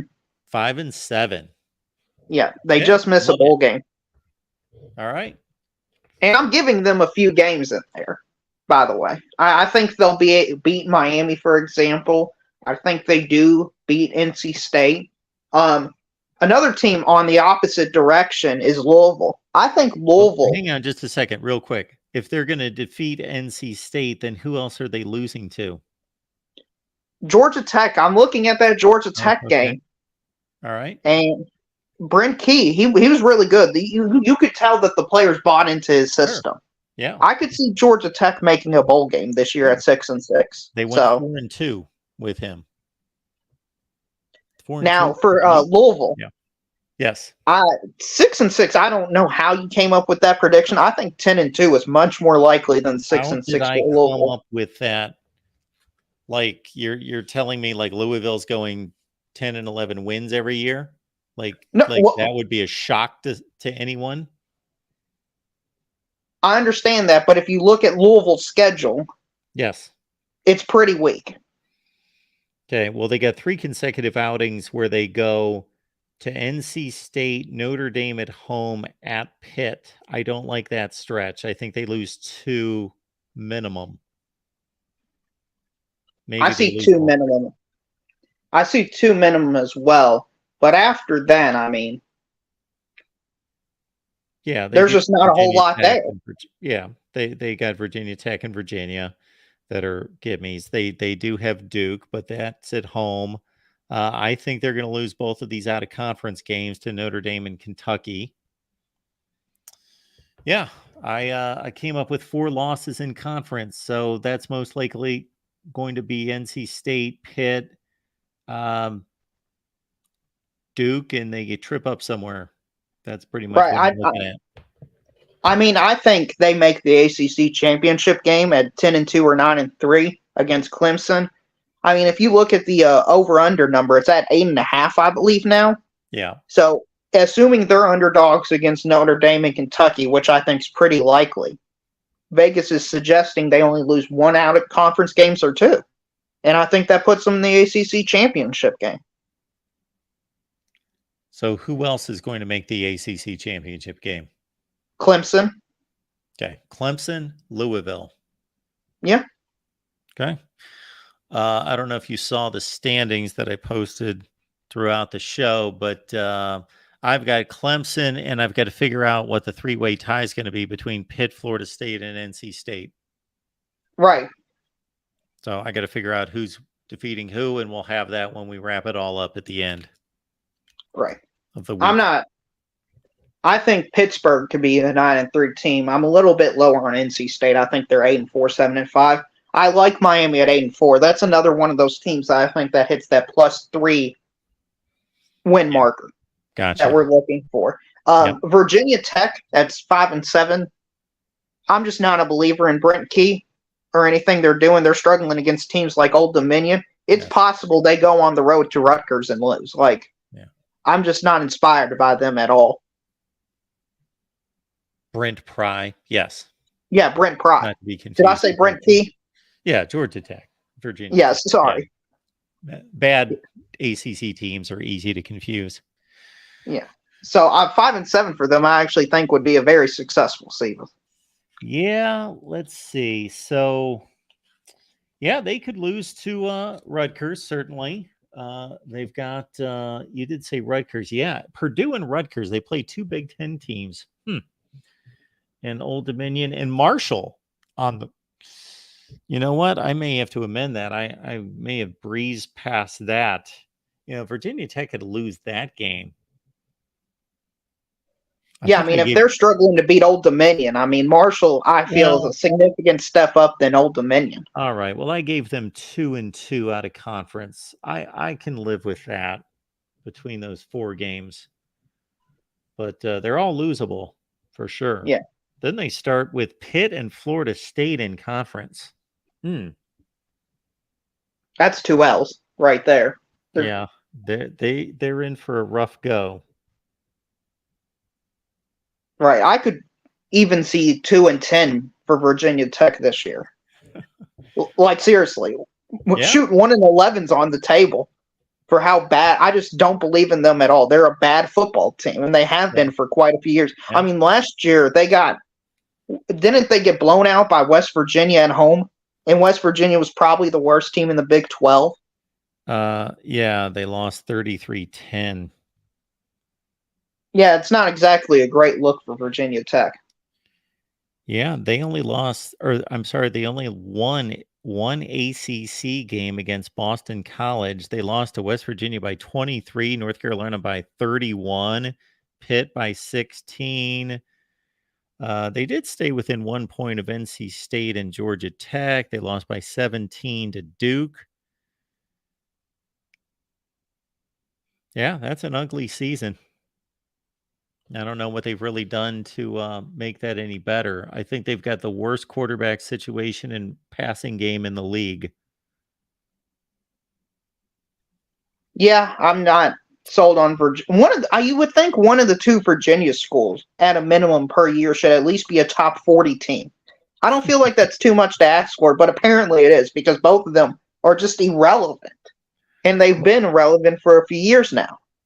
DeReal, I would say that you made a comment the other night that you had learned a long time ago not to come unprepared to an argument with me. And I will say that you're making compelling arguments concerning some of these ACC teams, Louisville in the positive direction, Virginia Tech in the negative direction. Well, I try to do my best, Mark. I try to come here and be factual. You got to be on your game when you're talking to Mark Rogers. I've learned that the hard way. It's good stuff. Yeah, Any no other problem. thoughts? Yeah, I was going to ask, can I talk about conference realignment for a bit? Sure. So I saw an article from John Wilner, and shout out to Greg Lugar from Peek Around the Corner for pointing it out. Yeah. It seems like Arizona was the linchpin that destroyed the Pac-12 from the article that was mentioned, because Arizona on Thursday night was invited. They put an application to the Big 12. Once that move took place, the Big 10 said, hey, we can go poach Oregon and Washington, and we're not going to look like the bad guys. They poached Oregon and Washington, and then the whole house of cards fell, is basically what the article described. Yeah, so I did not read that article. I did hear bits and pieces of that and other sources that basically laid it out that the Big Ten did not want to look like the bad guy and was waiting for other moves to be made to say, hey, it's kind of falling into place and it's up for grabs and it's already falling apart. So we're just here to pick up the pieces kind of deal. Yeah. Right. I don't think the Big Ten was looking for expansion at all. But once they saw the Pac-12 was essentially dead, I feel like they decided, hey, we might as well make a move, because are we going to get Oregon and Washington at this price ever again? Would you agree with that analysis? Yeah. The value that the Big Ten received with Washington and Oregon only receiving that 50% share is astounding. I read, speaking of articles, and I don't get to read as much as I would really like to read of various really good stuff that's out there. But on The Athletic here in the last couple of days, they have a long article on Rutgers' move to the Big Ten and how disastrous that has been for Rutgers football and why the Big Ten did it. And it made complete sound business sense for the Big Ten to do it. And I know people criticize it because of the awful football at Rutgers, and I've even made the comment that Rutgers did not bring a fan base from New York City, but what their presence did was it allowed the Big Ten to invade, and the percentages were given in terms of the population in that eastern corridor and how much of the entire country that is. And regardless of who they wanted to watch, just being on the cable systems brought $1 per cable system, and it was in the tens of millions of dollars that just having Rutgers, and there's some type of agreement between the cable systems and the various conferences that if they're bringing in schools that are within that footprint, that they bring $1 per cable subscription, versus if they're outside the footprint, it's only like 15 cents. So signing Rutgers brought multi-millions of dollars into the Big Ten because of that. But what's happened to Rutgers is that they have obviously gotten trampled on the field. They're 13-66 in the Big Ten. Some of the statistics they put, which didn't surprise any of us, because we've seen Rutgers getting trampled in these games week after week after week. They lost 21 consecutive games at one point in the Big Ten. They lost one season by an average of 50-11 every game. You know, they've just been deplorable in the conference. And now they're like $250 million in debt, and they don't have any luxury suites at their stadium. Therefore, they can't benefit from those kind of dollar figures. And it's pretty much of a mess. And they've only dug themselves deeper trying to compete in a conference where they're in over their heads. And they've not received a fair, or I shouldn't call it a fair, a equal revenue share until just recently.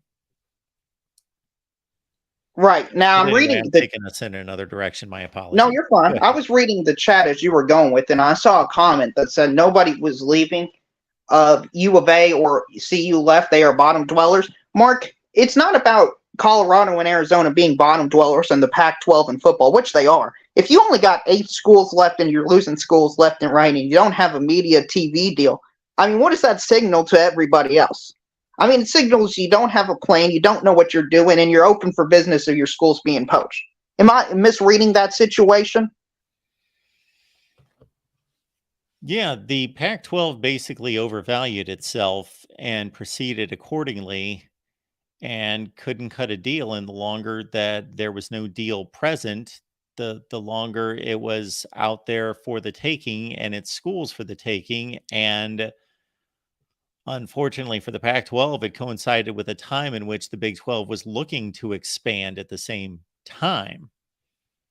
It's really fascinating if you know the storyline and the timeline of all this, how the Pac-12 and the Big 12 switched positions basically in the span of a year, where the Pac-12 was in the position of strength. They could have picked apart the Big 12. They decided not to. They weren't comfortable with those schools, those institutions being part of the Pac-12. They thought they could just stand pat and keep their schools. Little did they know that USC and UCLA were going to walk out the back door at any point. And suddenly the Big 12 went from a place of vulnerability to a place of strength, and the Pac-12 just, it's not even though the Pac-12 botched one thing and lost its league. They botched everything at every turn. They botched the media rights deal. They could have had a stable contract with ESPN. They botched the San Diego State situation. They botched not agreeing to take in teams from the Big 12. It was just a poorly run league for years and years and years. Yeah, I saw a comment as you were going about that saying I was U of A wasn't going, you are misreading. So do you mind if I read the article from a video real quick to you? So it said Arizona's application for membership in the Big 12 played a key role in the process, according to a source. The Wildcats weren't the only school to seek a lifeboat. Utah and Arizona State University would follow them into the arms of the Big 12. But in an attempt to secure a home in case the Pac-12 collapsed, Arizona formally applied for membership in the Big 12 in the middle of the week, before Oregon and Washington rejected the Pac-12 grants of rights agreement on that fateful Friday morning. The Big 12 became aware of Arizona's application to the Big 12, according to the source. Quote, so Tony Petitti tells his presidents, we aren't the ones, the source said. Quote, they felt like they weren't the ones to fire off the kill shot. Is there anything in there that says I'm misreading or misquoting the article from this Greg Flugar video about the situation? No. I just wanted to make sure I wasn't misrepresenting the facts as I see them.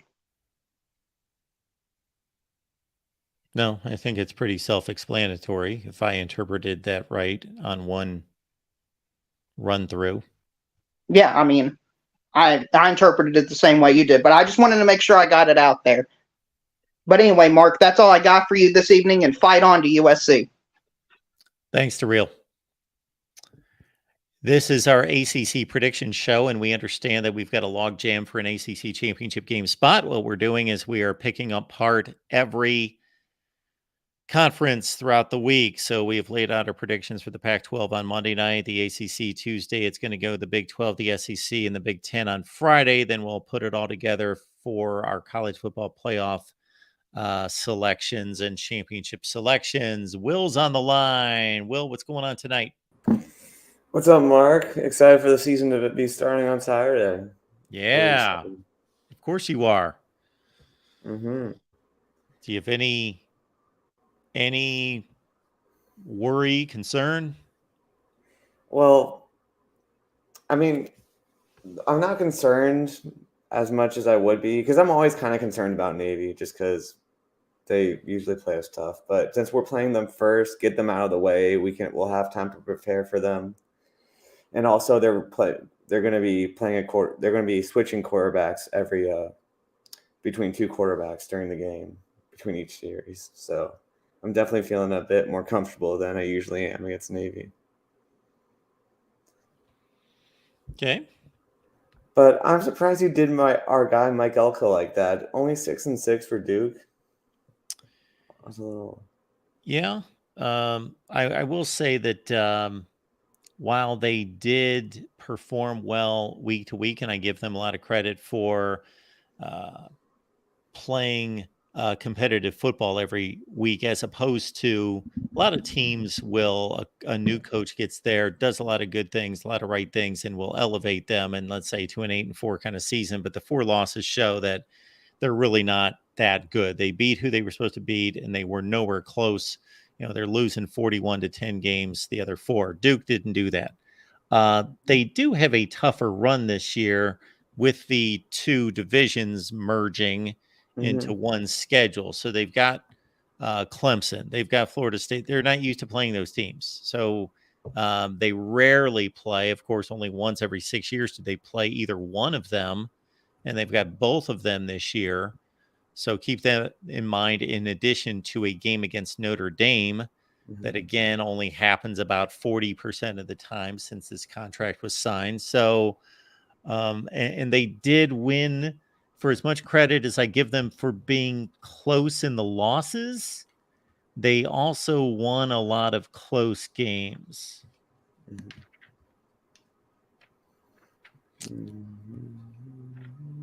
So I mean, yeah, the Clemson, the Florida State, and the what do you ND have games for, are going to be tough. But what do you have for Duke?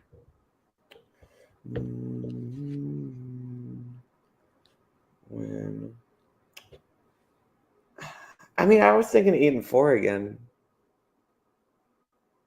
But I know the NC State, Louisville, and UNC games and Pitt games are probably all 50-50 games.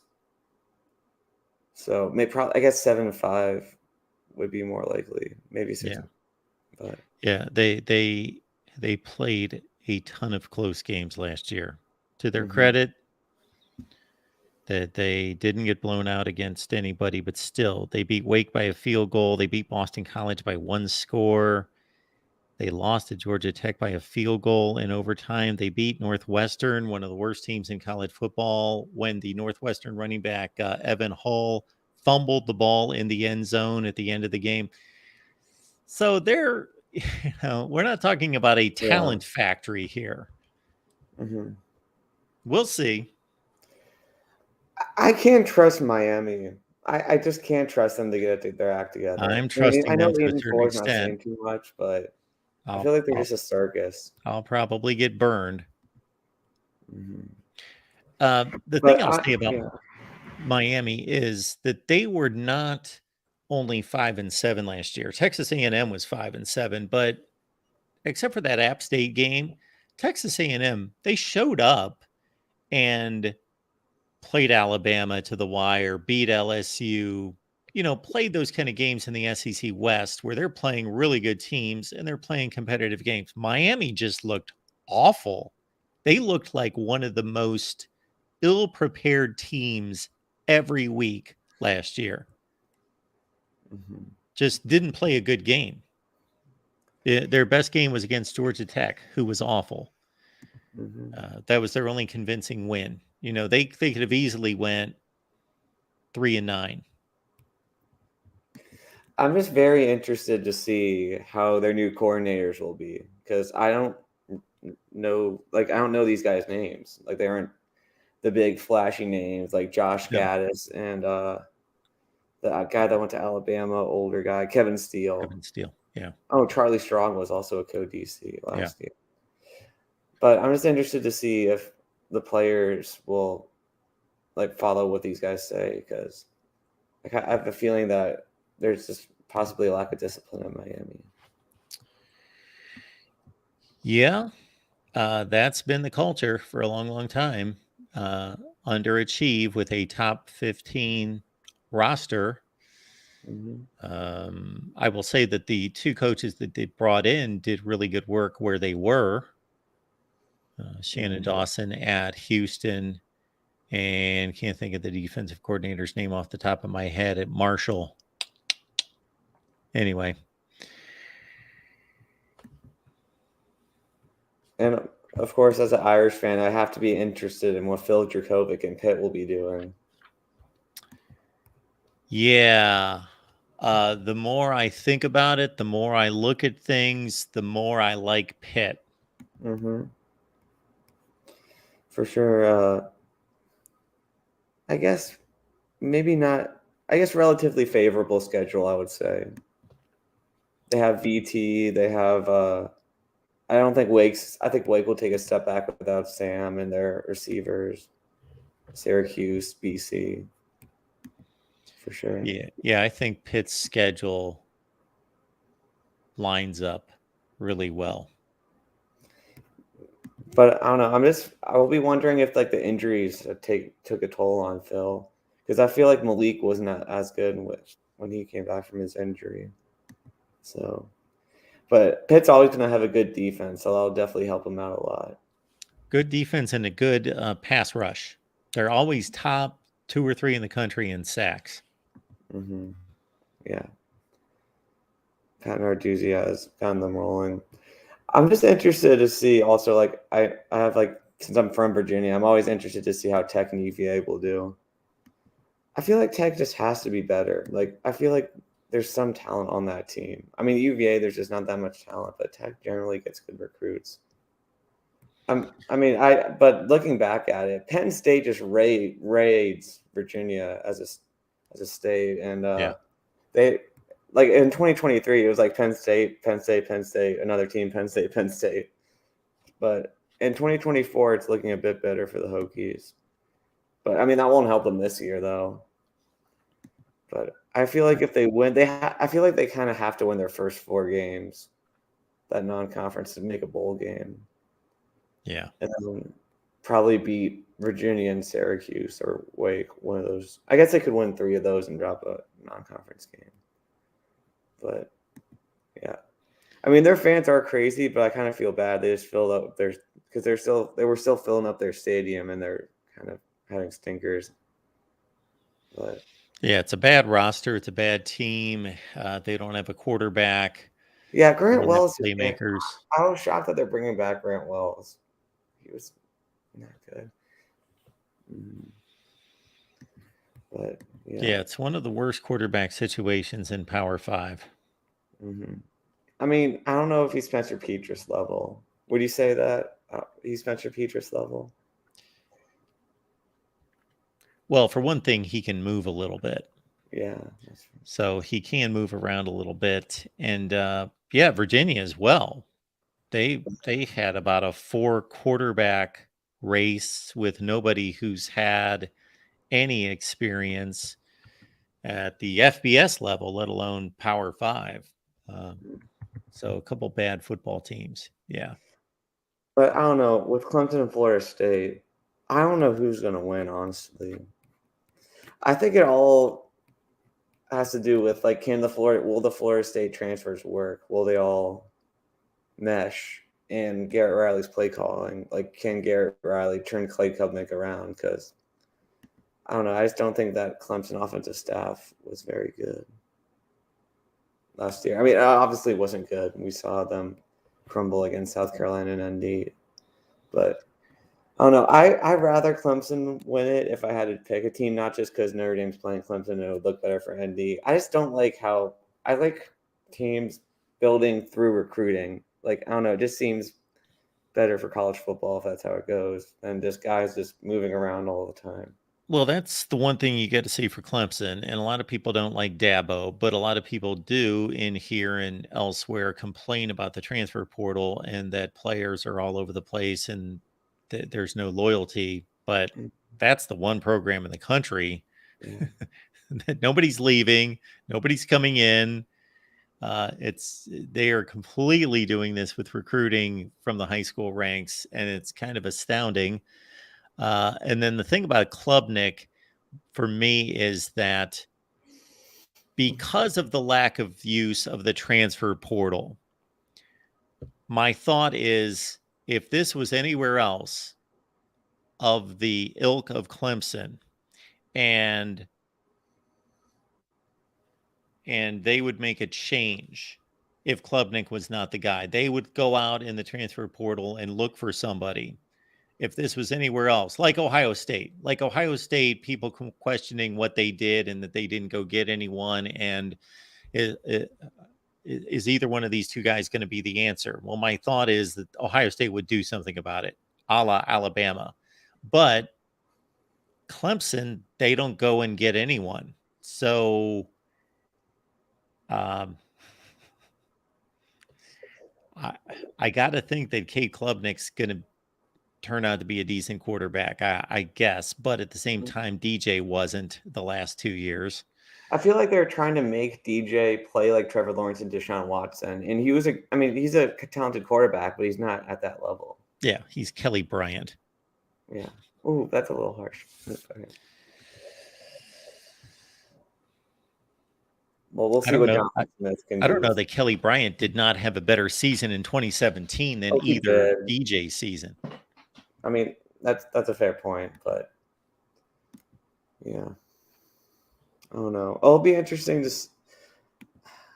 I don't know what's going to go on with BC as well. I mean, I know they're snoozer team, but like when I first started watching, like they were up there, and now I don't know. I feel like this haven't gone together, but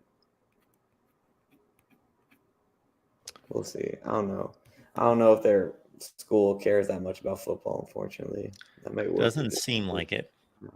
Now, at least Emmett Moorhead, their new quarterback, came in against NC State and pulled off a upset win and showed a little life there. But yeah, should be a rough go for BC. At least they've got a lot of winnable non-conference games. Mm-hmm. Yeah. All right. One more thing before I leave, Mark. What do you think of? Are you going to watch the Swamp Kings documentary? I know this is an ACC, but I was not planning on it. Oh, I don't know. I was excited to watch it. I'll probably watch it sometime soon. If I get good reviews, you let me know what you think. Right. And, I know the Johnny one wasn't that good. I didn't watch it, but I didn't see that either. All right.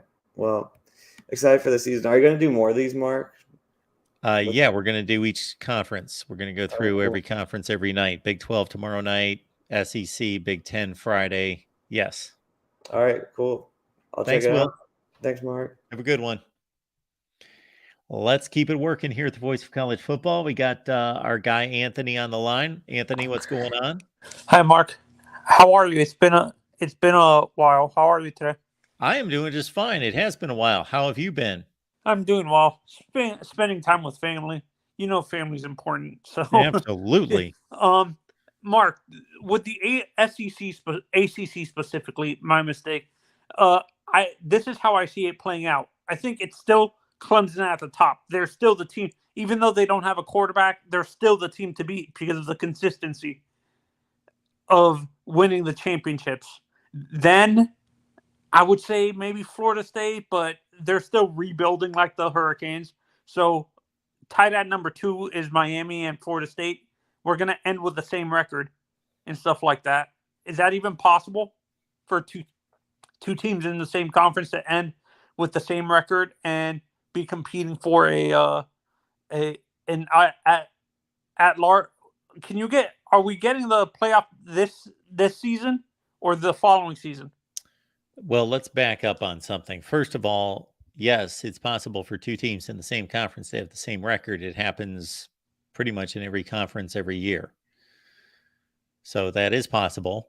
Number 2 would be, are you talking about the 12-team playoff that starts in 2024? Okay, so not this season, but the following season. Correct. Okay. Let's say Miami and Florida State end with double-digit wins, and another team, let's say from the SEC, ends with the same record. But one team, there's no other team that wins. Does the Big 12 still get a shot at the playoff if they win, or no? If they win, whoever wins their conference, even if it's like a 9-3 record, or do they do the selection for the playoff based on record?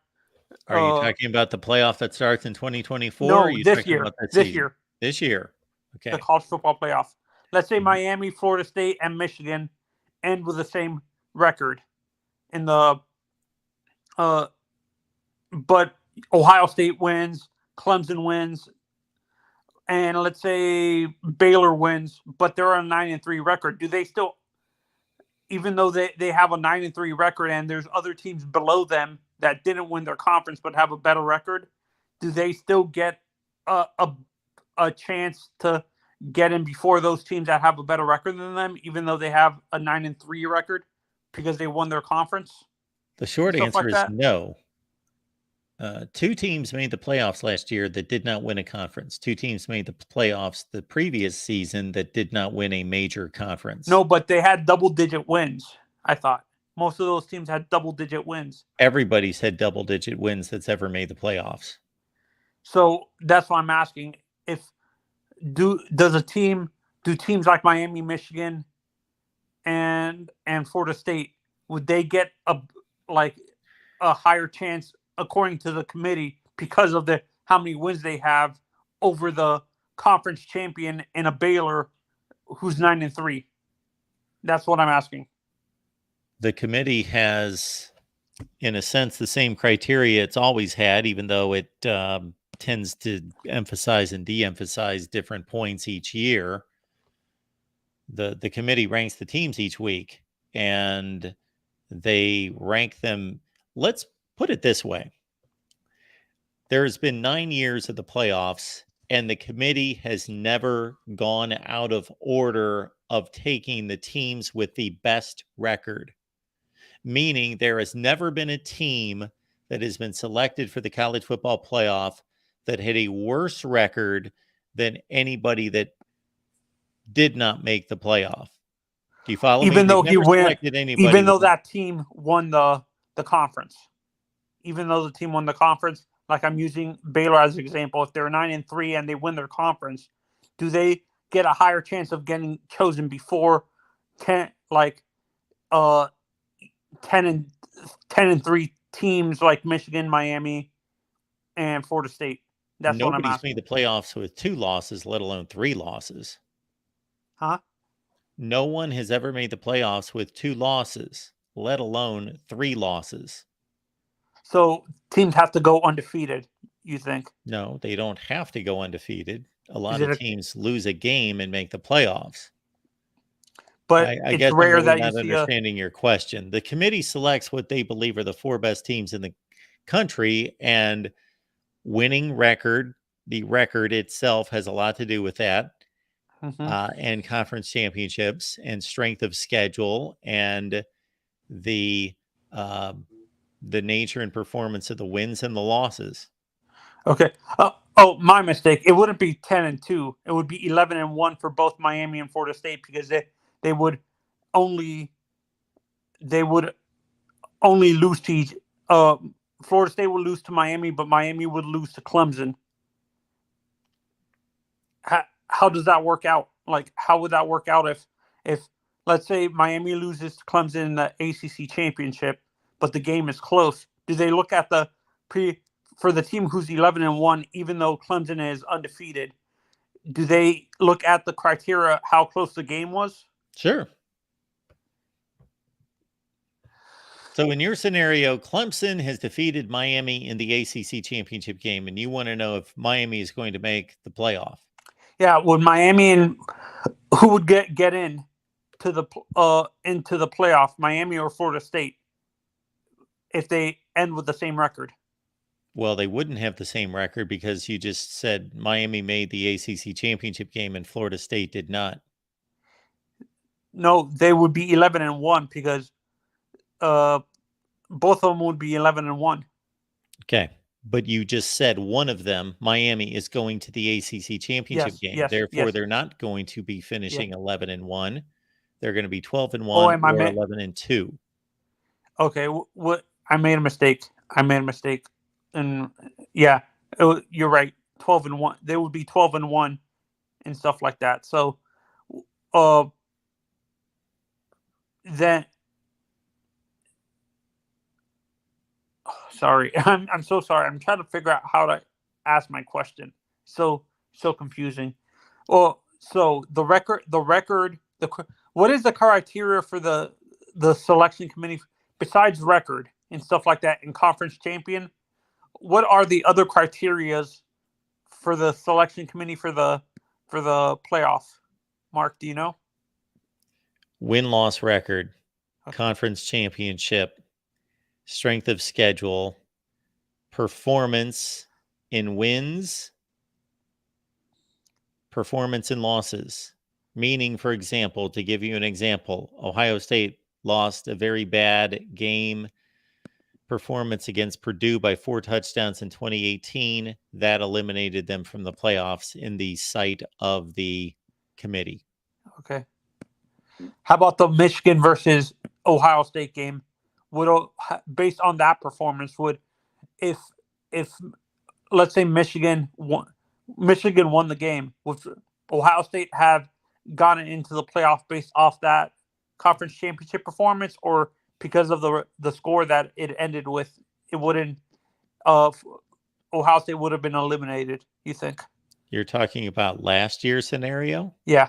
Yes. Well, Ohio State was not eliminated, even though they got blown out by Michigan in the fourth quarter. Then there's one simple reason why not. Because they had the best record of any team in the country. Even though Michigan beat them in the conference championship. That was not the conference championship.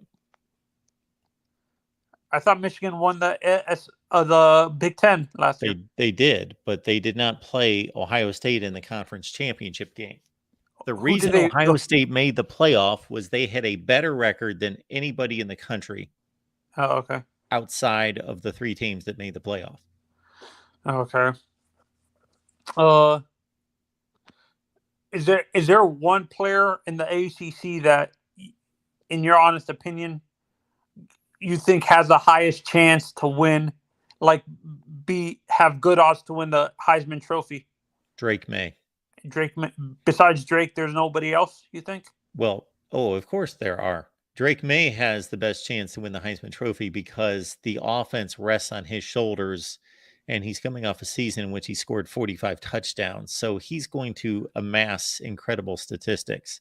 Now, I would think that Jordan Travis, the Florida State quarterback, would also have a good shot at a Heisman Trophy because even though his stats probably will not be in the same range, Florida State's a better team than North Carolina. And if Florida State does something special, like goes to the college football playoff, and Jordan Travis has another great season like he did last year, 24 touchdowns, 5 picks, probably ran for 12 or 13 touchdowns, then he's going to get a lot of attention. Okay, let's. I'm going to use Van Dyke, Tyler Van Dyke. Let's say Yes. Miami makes it to the playoff, but it's not based off Tyler Van Dyke's performance. He's okay with the stats, but the team makes the playoff. Okay. Would he have a higher chance? Is the Heisman Trophy based off stats or based off the performance of the team?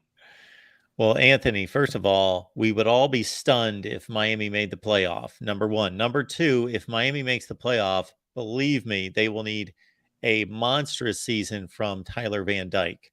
So I cannot dream up any scenario in which Miami will make the playoff and Tyler Van Dyke will have a marginal season. No, I'm not saying marginal. I'm saying maybe top tier, but not like the elite where he leads in every stat for the quarterback position.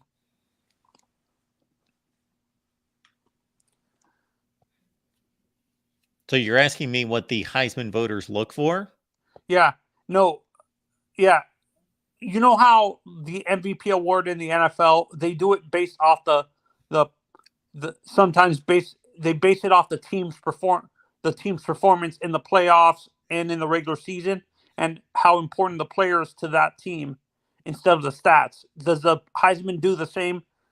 Have that same criteria, or no? Okay. Well, let's understand this first of all, Anthony. No player has ever won an MVP award in the NFL that did not have outstanding statistics.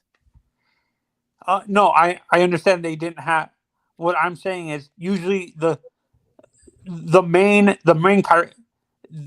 they look at the stats, but what I'm saying is the MVP voters usually the main criteria is how important the player is to that team, and stuff like that, not the stats. That's what I'm saying. That's what I'm asking. Are the Heisman voters kind of like the MVP voters where it's like that too, or no? Okay. Well, there's certain description and criteria for each award, but do the voters actually adhere to that criteria? Yes. Yes, that's what I'm asking. That's debatable. The Heisman Trophy is supposed to go to the most outstanding player in America. But know it's become a quarterback position, a quarterback award, though. It is a quarterback or a running back, used to be running back, now quarterback award. Yeah. Yeah. So the last person that was non-quarterback or running back was it Desmond Howard or Charles Woodson? I can't remember. Well, Charles Woodson is the only defensive player to win it, and Desmond Howard was the last wide receiver. Well, no, Devontae Smith won it in 2020. So there's in general, when you look at the track record of that trophy, it's quarterback or running back. In general, forever throughout the history of college football, since the first Heisman was awarded in 1935, it's gone to running backs because it was a running game up until there was a transition in the 90s, 2000s, and then it switched to quarterback. Yeah. Yeah.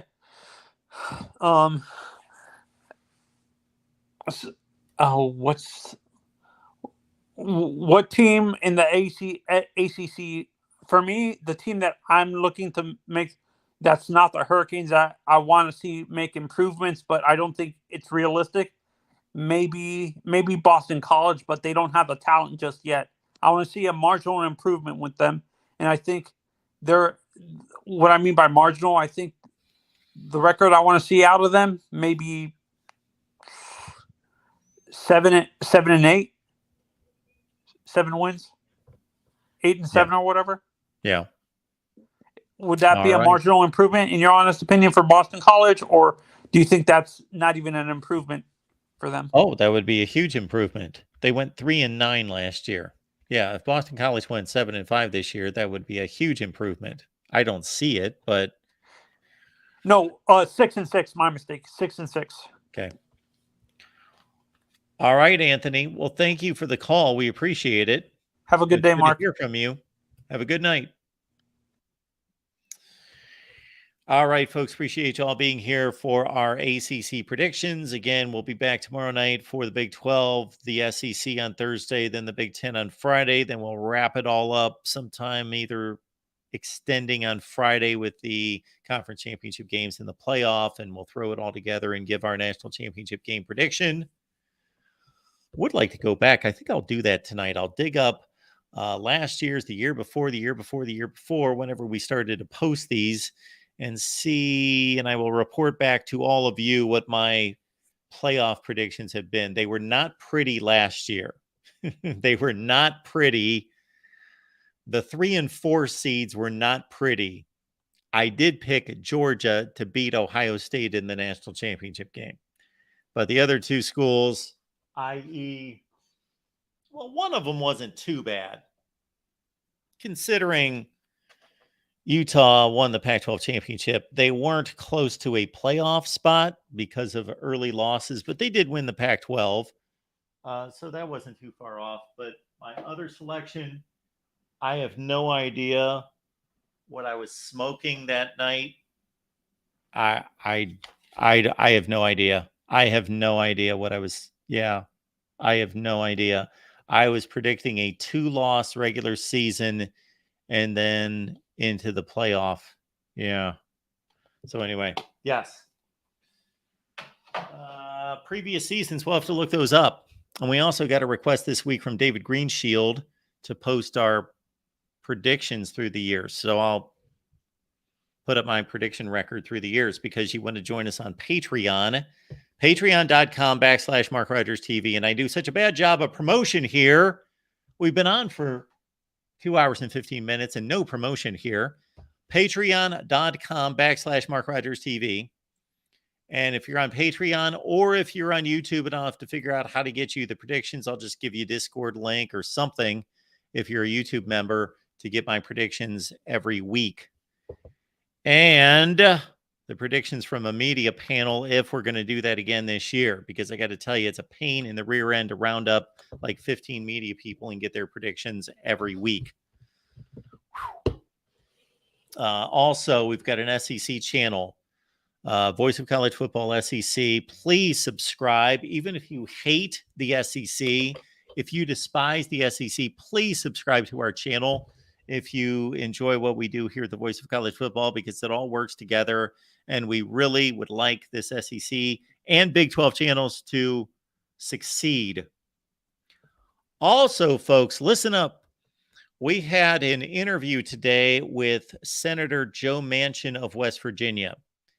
He has proposed NIL legislation with Tommy Tuberville, former Auburn, Ole Miss, Cincinnati, and Texas Tech coach, who's now a senator in Alabama. So Tommy Tuberville and Joe Manchin have proposed legislation concerning NIL. And so I interviewed Joe Manchin, the senator from West Virginia, today. Please look out for that video. We are going to post that Thursday at 6 Eastern. All right, folks. Appreciate you all being here at the Voice of College Football. Again, the SEC channel. We need subs. Get us to 1,000. The Big 12 as well. We've got a really good Big 12 show headed your way. We will have more on that coming soon. And in the meanwhile, enjoy your freedom before it's college football, and you will be tied to college football information and viewing college football all the time, nonstop, from the beginning of September through the end of the year. So enjoy the sunshine before you lock yourself in your basement for the rest of the year. So enjoy that for the next 10 days. We'll be here with Notre Dame Navy post-game, and we'll be here with USC San Jose State post-game, courtesy Tim, Rick, and Tony, of course, on the USC channel after the Trojans win, upset loss against San Jose State. All right, folks, appreciate you being here. We will see you on Wednesday.